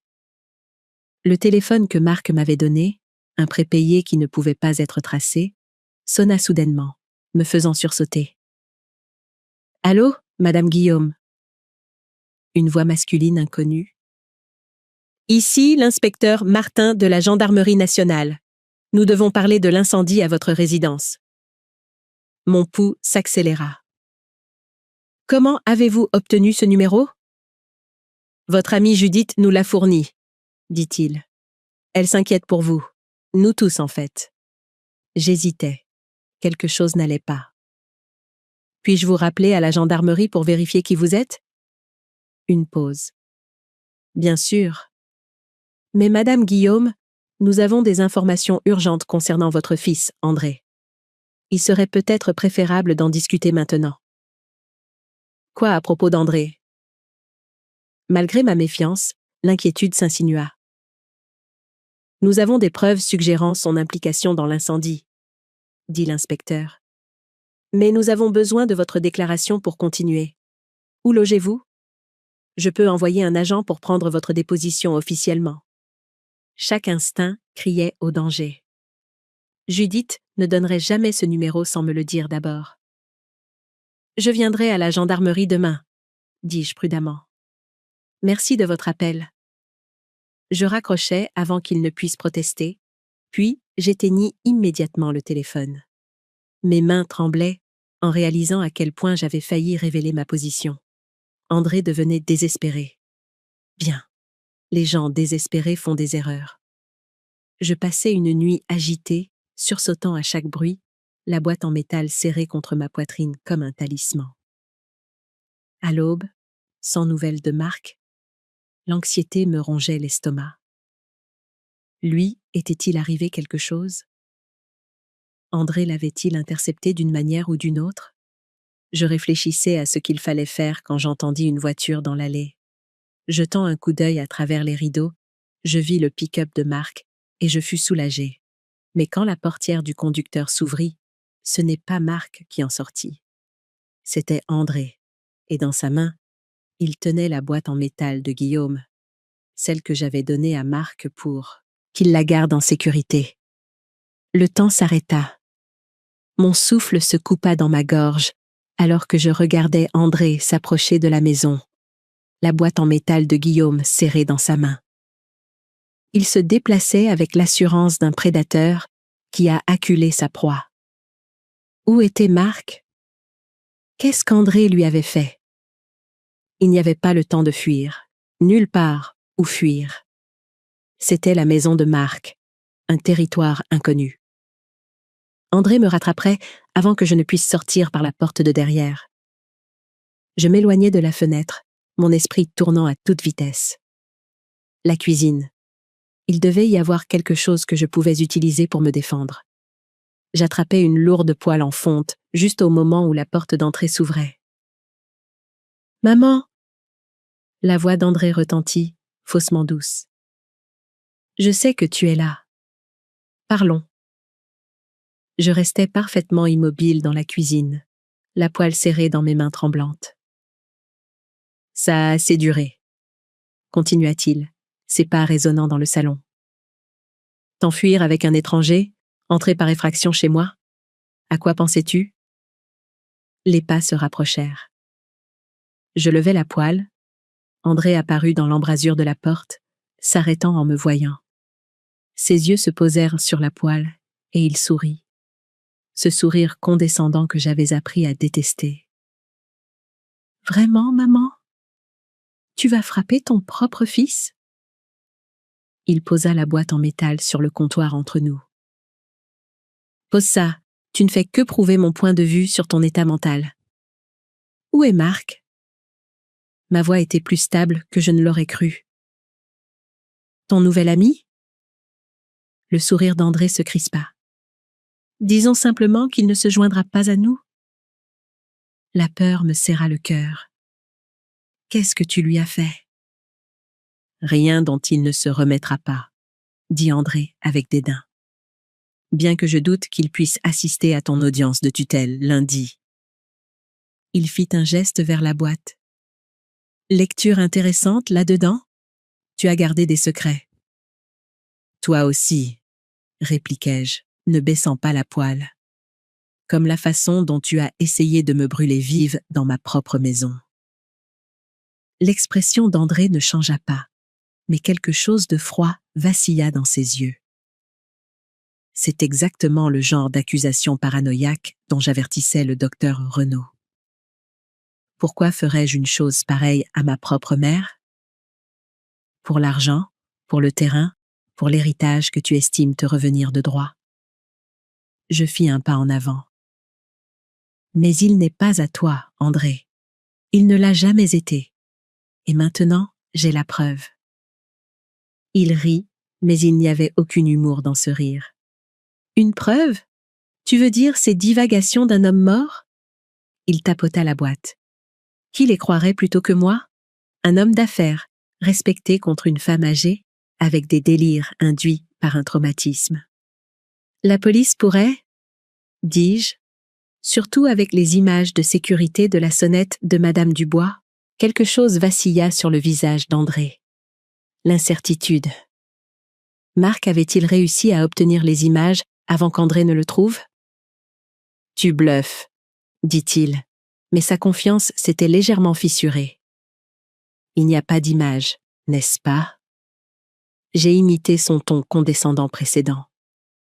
Pourquoi ne laissons-nous pas la police décider?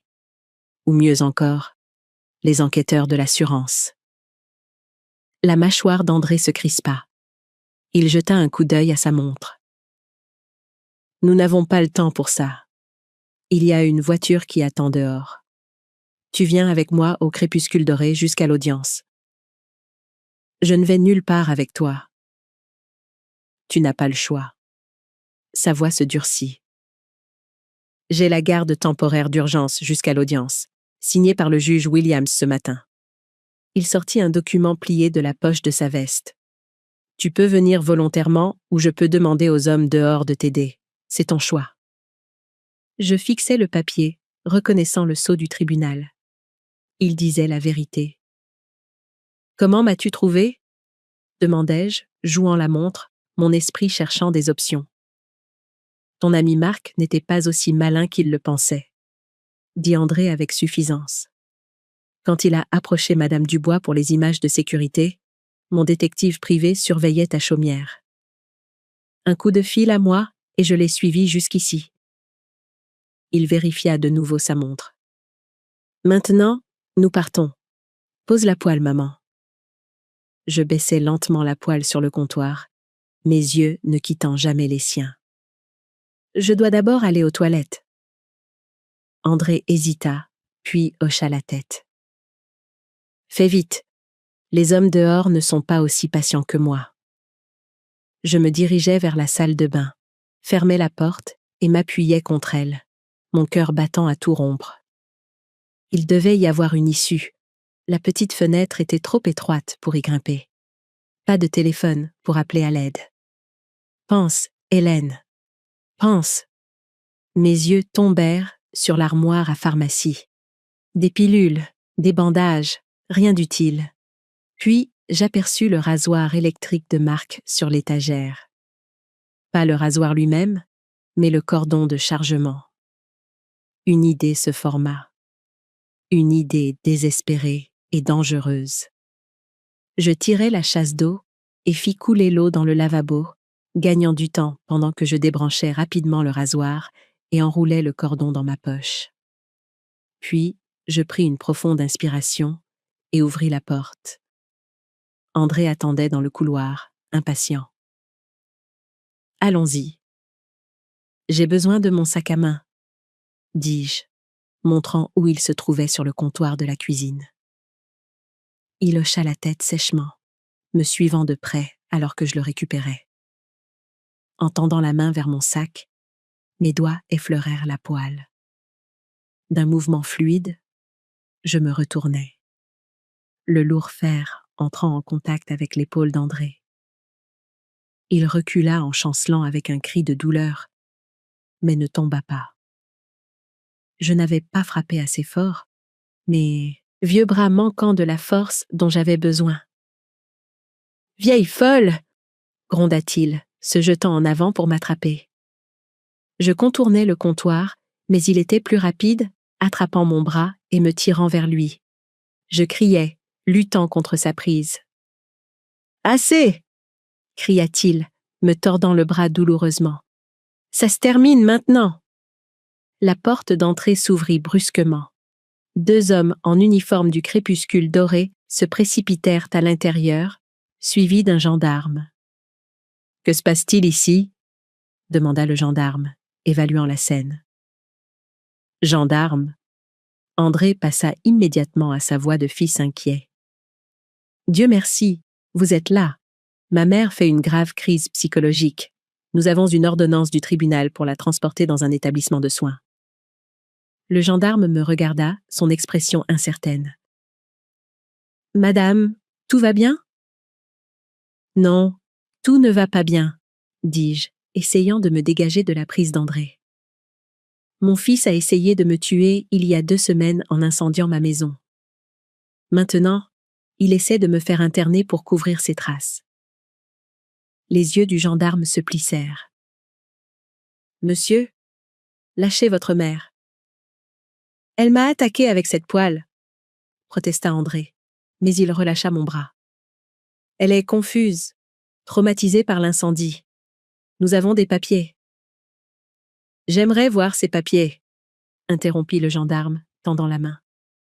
Pendant qu'André cherchait les documents du tribunal, je saisis ma chance. D'une voix assez forte pour que tout le monde entende, je dis « Demandez-lui où est Marc Lemoine. Demandez-lui ce qu'il a fait au vrai fils de Guillaume. » Le gendarme fronça les sourcils. « Qui est Marc Lemoine ?»« Un homme qui m'aidait, » dis-je rapidement avant qu'André ne puisse interrompre. « Le fils biologique de mon défunt mari. André a découvert que nous avions des preuves contre lui, et maintenant, Marc a disparu. » « Elle est délirante, » intervint André, tendant les papiers au gendarme. « Il n'y a pas de Marc Lemoine. Mon père n'a jamais eu d'autre fils. » Le gendarme parcourut les documents, son expression grave. « Ceux-ci semblent en règle, madame. Je suis désolé, mais... Vérifiez le garage. » Une voix appela faiblement de l'extérieur. Nous nous sommes tous retournés. Marc se tenait dans l'embrasure de la porte, du sang séché sur un côté de son visage, s'appuyant lourdement sur le cadre. « Il est dans le garage, » répéta Marc, désignant André. « Les images de sécurité de l'incendie sur mon ordinateur portable. Il me l'a pris. » La main du gendarme se déplaça vers son arme. « Monsieur, est-ce vrai ?» Le visage d'André se tordit de rage. « Il est entré par effraction chez moi.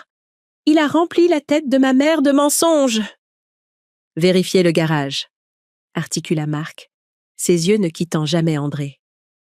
Quelque chose dans son ton fit hocher la tête du gendarme à l'un des préposés du crépuscule doré. « Allez voir. »« Vous n'êtes pas sérieux ?» protesta André. « Cet homme est un intrus. Ce sont des lois sur la propriété privée. »« Monsieur, je vais vous demander de vous taire pendant que nous réglons cette affaire, » dit fermement le gendarme. Le préposé revint quelques instants plus tard, un ordinateur portable à la main. « J'ai trouvé ça dans le coffre de la berline bleue dehors. » Le gendarme prit l'ordinateur portable. « C'est à vous, monsieur ?» demanda-t-il à Marc. Marc hocha la tête, grimaçant sous l'effort. « Ouvrez le fichier vidéo sur le bureau. Il est daté de la nuit de l'incendie. » Le gendarme ouvrit l'ordinateur portable et cliqua sur le fichier. Nous avons tous regardé en silence les images granuleuses montrant la façade de ma maison depuis l'autre côté de la rue. Une voiture s'est arrêtée. La voiture d'André. L'horodatage indiquait 21h17. Une silhouette en est sortie. Incontestablement André dans son manteau cher, portant quelque chose. Il a disparu dans la maison. 8 minutes plus tard, il est ressorti, est monté dans sa voiture et est parti. 2 minutes après, les premières lueurs de flammes sont apparues à la fenêtre de mon salon. Le visage d'André s'était vidé de toute couleur. « Ce n'est pas moi ?» balbutia-t-il. « Ça pourrait être n'importe qui. » Le gendarme ferma l'ordinateur portable. « Monsieur, je vais vous demander de venir avec moi à la gendarmerie pour un interrogatoire. »« C'est absurde !» La voix d'André monta en un cri. « Cette vidéo est truquée. Tout ça est un coup monté. »« Monsieur, » dit le gendarme, sa main se déplaçant vers ses menottes. « Veuillez vous retourner et placer vos mains derrière votre dos. » Les yeux d'André balayaient sauvagement la pièce comme un animal acculé.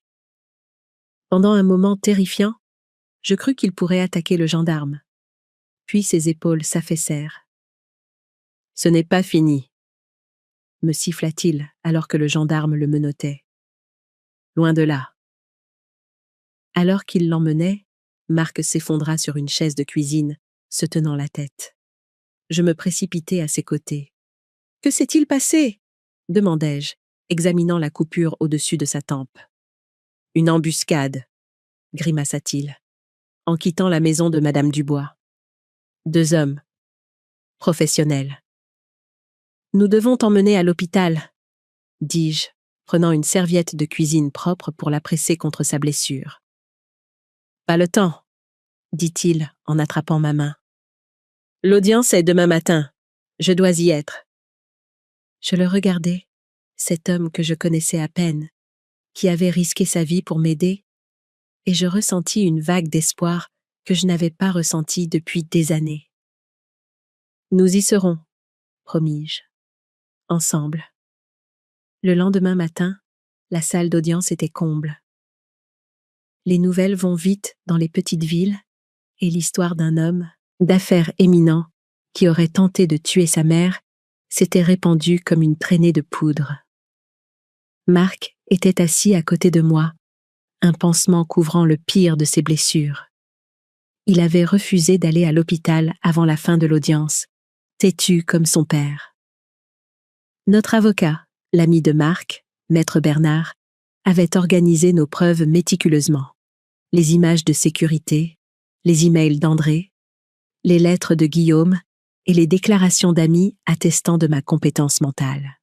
André était assis à la table d'en face avec son avocat, un homme élégant dans un costume cher.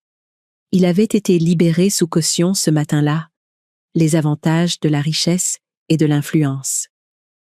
Il ne m'a pas regardé une seule fois. La juge Marthe Reeves, une femme sévère d'une 60aine d'années aux yeux perspicaces, a appelé l'audience à l'ordre. C'est une affaire inhabituelle, commença-t-elle en examinant les documents devant elle. Nous avons des requêtes concurrentes. Monsieur Guillaume demande la tutelle de sa mère, invoquant une capacité diminuée. Madame Guillaume contre-attaque avec des preuves d'activité criminelle de la part de son fils, ce qui rendrait sa requête caduque. L'avocat d'André se leva avec aisance.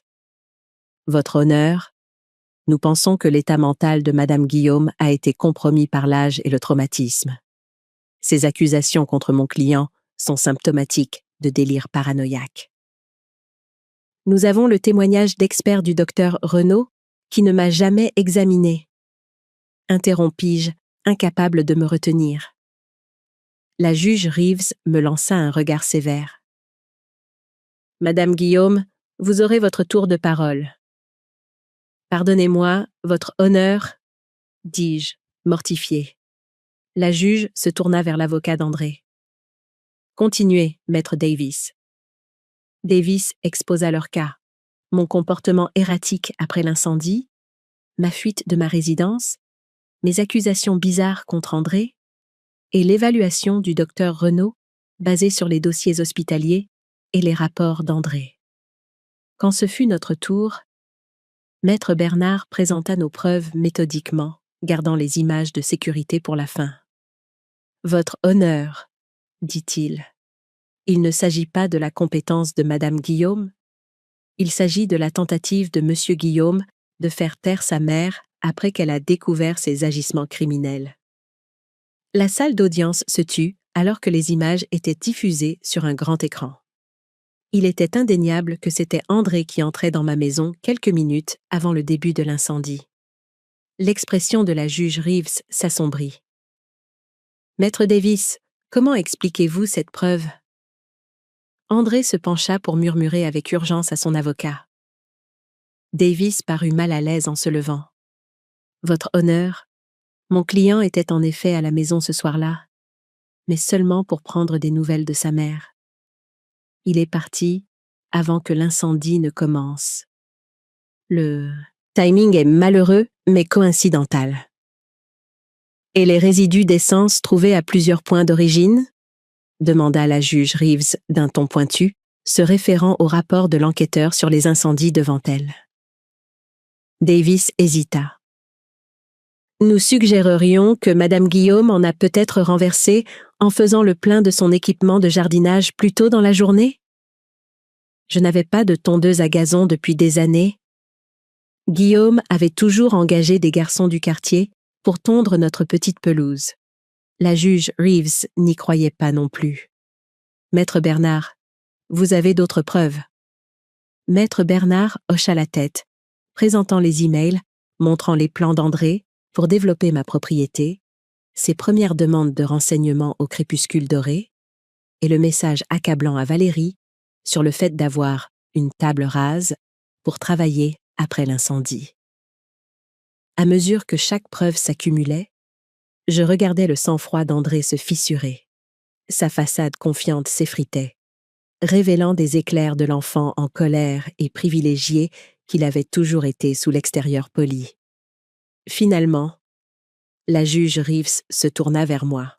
« Madame Guillaume, souhaitez-vous faire une déclaration ?» Je me levai, mes jambes plus stables que prévu. La salle d'audience se calma alors que je regardais directement André pour la première fois.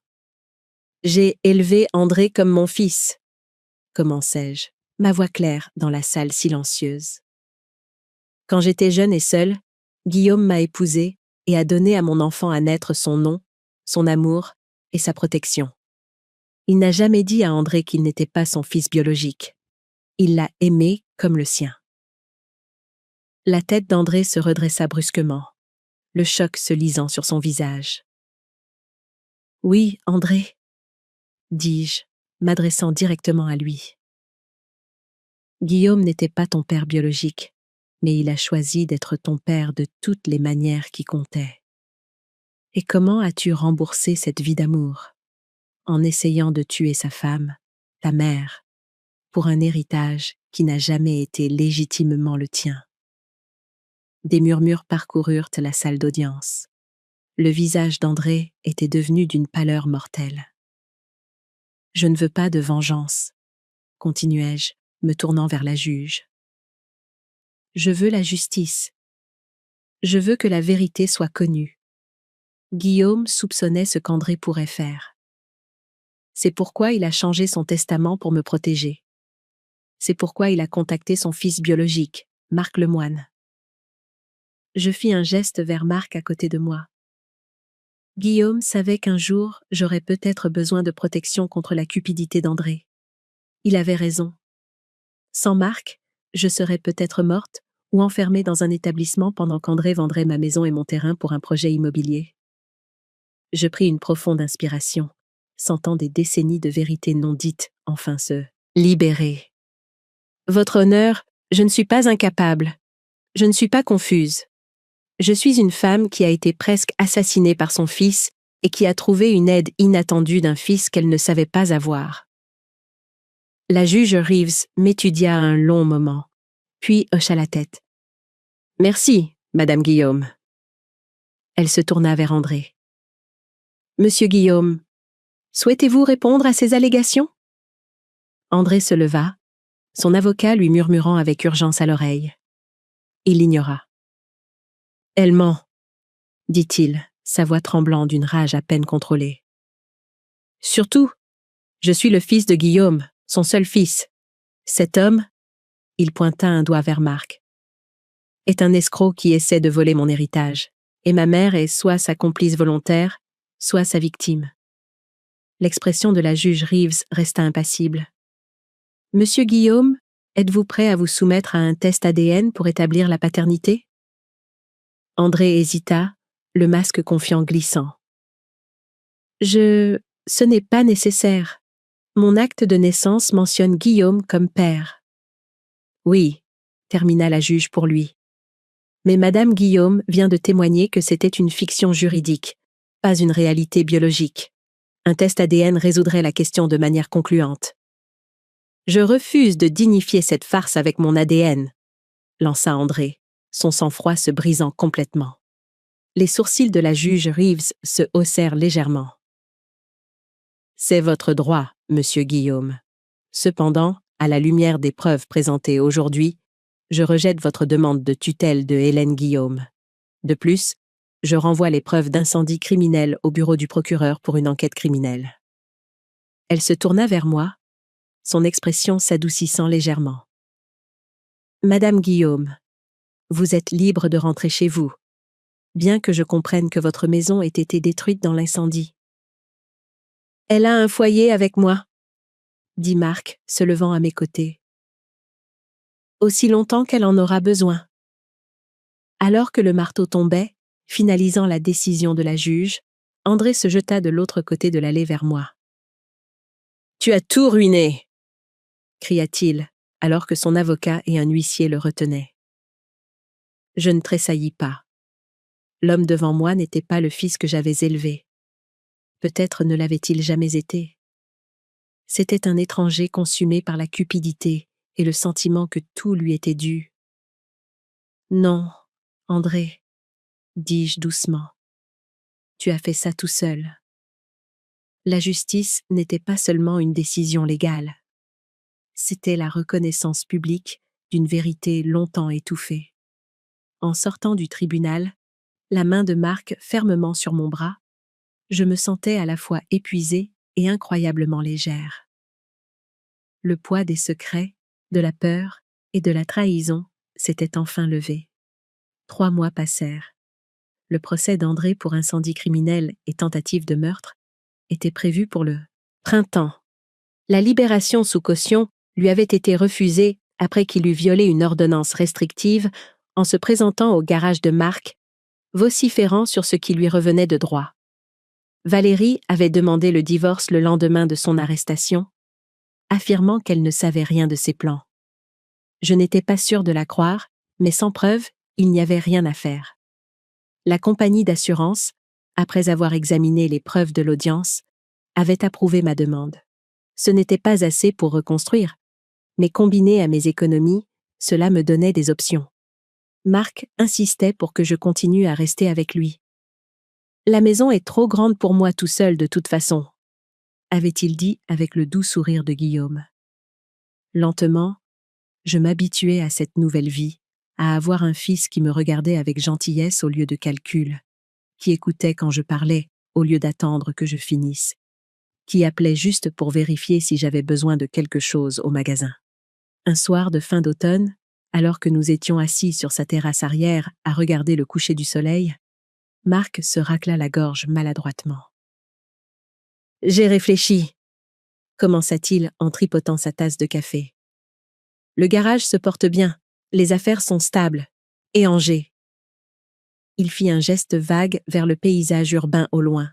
« C'est assez agréable, mais je ne m'y suis jamais vraiment senti chez moi. » J'attendis, sentant qu'il y avait plus. « Je me demandais ce que tu penserais de revenir, » continua-t-il. « Pas à ton ancien endroit. Ce terrain est porteur de trop de mauvais souvenirs.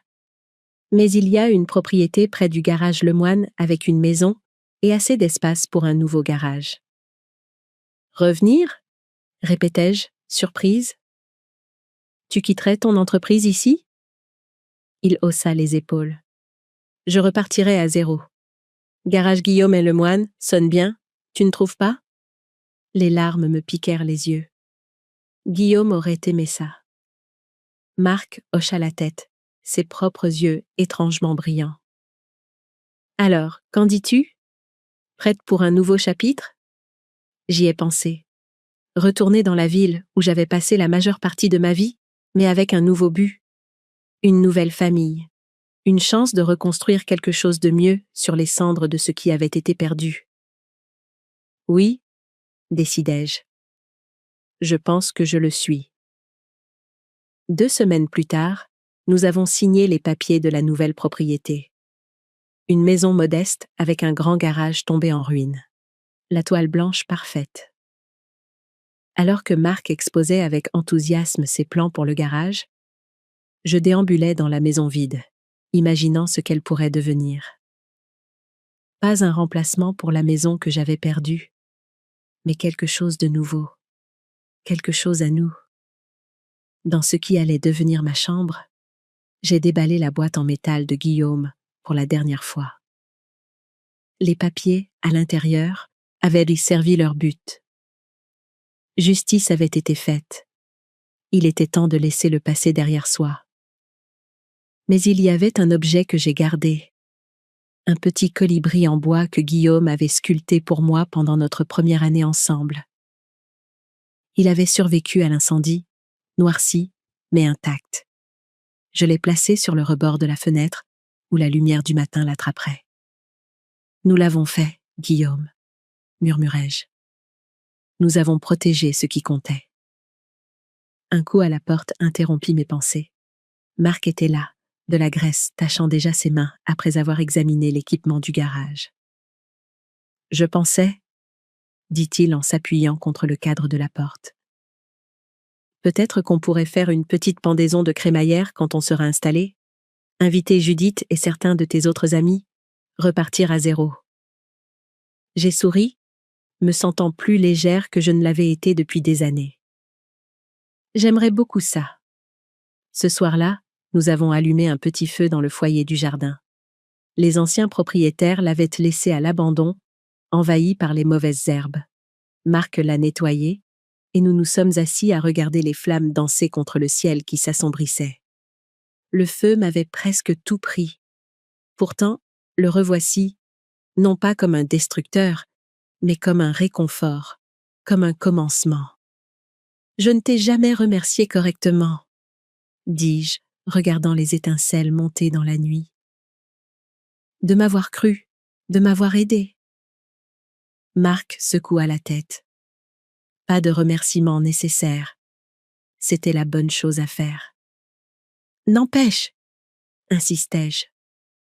Tu as mis ta vie en suspens pour une étrangère. Il resta silencieux un moment, piquant les braises avec un bâton. Pas une étrangère, dit-il finalement. La famille.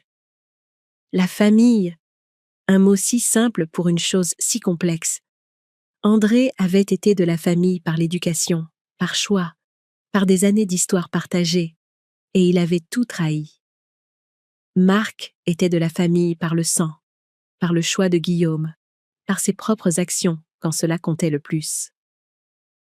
Guillaume serait fier de toi, dis-je doucement. Marc sourit. Le sourire de Guillaume. Il serait fier de nous deux. La première neige de l'hiver commença à tomber, de délicats flocons grésillants en rencontrant le feu. Je me souvins des mots de mon père, il y a si longtemps. N'aie pas peur du feu, Hélène. Le feu ne détruit que ce qui est inutile. Il avait eu raison. Le feu qu'André avait allumé ne m'avait pas détruite. Il avait brûlé les mensonges, les faux-semblants, la fausse sécurité dans laquelle je m'étais enveloppée. Il avait révélé ce qui était précieux, la vérité, la justice et cette seconde chance inattendue d'avoir une famille. Le printemps suivant, alors que Garage Guillaume et le Moine ouvraient ses portes, je me tenais aux côtés de Marc, accueillant les clients et distribuant des cartes de visite. Les gens nous regardaient avec curiosité, la femme âgée et le mécanicien d'âge moyen avec les mêmes yeux. Certains chuchotaient à propos du procès d'André, qui s'était terminé par une peine de 20 ans. Certains s'interrogeaient sur l'étrange histoire des deux fils de Guillaume, l'un par choix, l'autre par le sang. La plupart étaient simplement reconnaissants d'avoir à nouveau un bon mécanicien en ville. Je les laissais parler. La vérité était connue maintenant, pas cachée dans une boîte en métal sous des lattes de plancher. Et dans cette vérité, j'avais trouvé la liberté. Un soir, alors que nous fermions l'atelier, une jeune femme avec un enfant s'approcha avec hésitation. Il m'a fallu un moment pour reconnaître Valérie sans ses vêtements de marque et son maquillage parfait. Elle avait l'air plus jeune, plus vulnérable. « Madame Guillaume, » dit-elle, sa voix incertaine. « J'ai entendu dire que vous étiez de retour en ville. » J'ai hoché la tête, méfiante, mais pas hostile. « Oui. » Elle jeta un coup d'œil au petit garçon qui lui tenait la main. « Le fils d'André. » réalisai-je avec un sursaut. « Mon petit-fils, bien que je l'aie à peine vu. » André l'avait tenu éloigné de moi, prétendant que j'étais trop vieille pour m'occuper d'un enfant. « C'est Thomas, » dit-elle doucement. Il a posé des questions sur sa grand-mère. Le garçon leva les yeux vers moi avec curiosité. Les yeux de Guillaume, curieusement. Un écho génétique d'un homme qui n'était pas son grand-père biologique, mais dont la gentillesse perdurait néanmoins. Bonjour Thomas, dis-je, m'agenouillant malgré mes genoux qui craquaient. Je suis très heureuse de te rencontrer. Thomas m'étudia solennellement, puis sourit, un sourire d'enfant authentique, non entaché par les complexités des adultes. Mamie. Oui, dis-je, mon cœur s'élargissant d'une manière que je croyais impossible après tant de douleur. C'est ça. La vie est étrange. Elle nous brûle, nous reconstruit, nous surprend quand on s'y attend le moins. 1 an auparavant, j'étais seule à regarder mon fils allumer une allumette qui allait détruire ma maison. Maintenant, je me tenais avec une nouvelle famille, un fils que je ne savais pas avoir, un petit-fils que je commençais à peine à connaître, et un avenir que je n'aurais jamais pu imaginer. Alors que Thomas prenait ma main, bavardant sur ses petites voitures, j'ai surpris Marc qui nous regardait, un doux sourire sur son visage. Il hocha la tête, comprenant sans mots le cercle complet que nous avions parcouru. Mon père avait eu raison à propos du feu. Il détruit ce qui est inutile, mais purifie ce qui est précieux. J'avais traversé les flammes et en étais sortie non seulement vivante, mais renaissante, plus forte, plus sage et enfin libre. L'ancienne Hélène Guillaume était morte dans cet incendie. La femme qui a émergé des cendres était quelqu'un de nouveau, quelqu'un qui comprenait que la famille n'est pas toujours celle dans laquelle nous naissons ou que nous créons, mais parfois celle qui nous trouve quand nous en avons le plus besoin. Et c'était une vérité qui valait la peine de brûler pour elle. Parfois, la vie nous brûle pour nous apprendre à renaître. Je pensais que le feu était ma punition, mais en réalité, c'était mon professeur. Il m'a montré qui j'étais, qui devait rester et qui devait partir. Et bien que ça ait fait mal, ça m'a laissée plus vivante que jamais. C'est pourquoi, si vous écoutez mon histoire, je veux que vous vous souveniez de ceci. Ne craignez jamais le feu qui vous met à l'épreuve, car le feu ne détruit que ce qui est inutile, mais il purifie ce qui est précieux.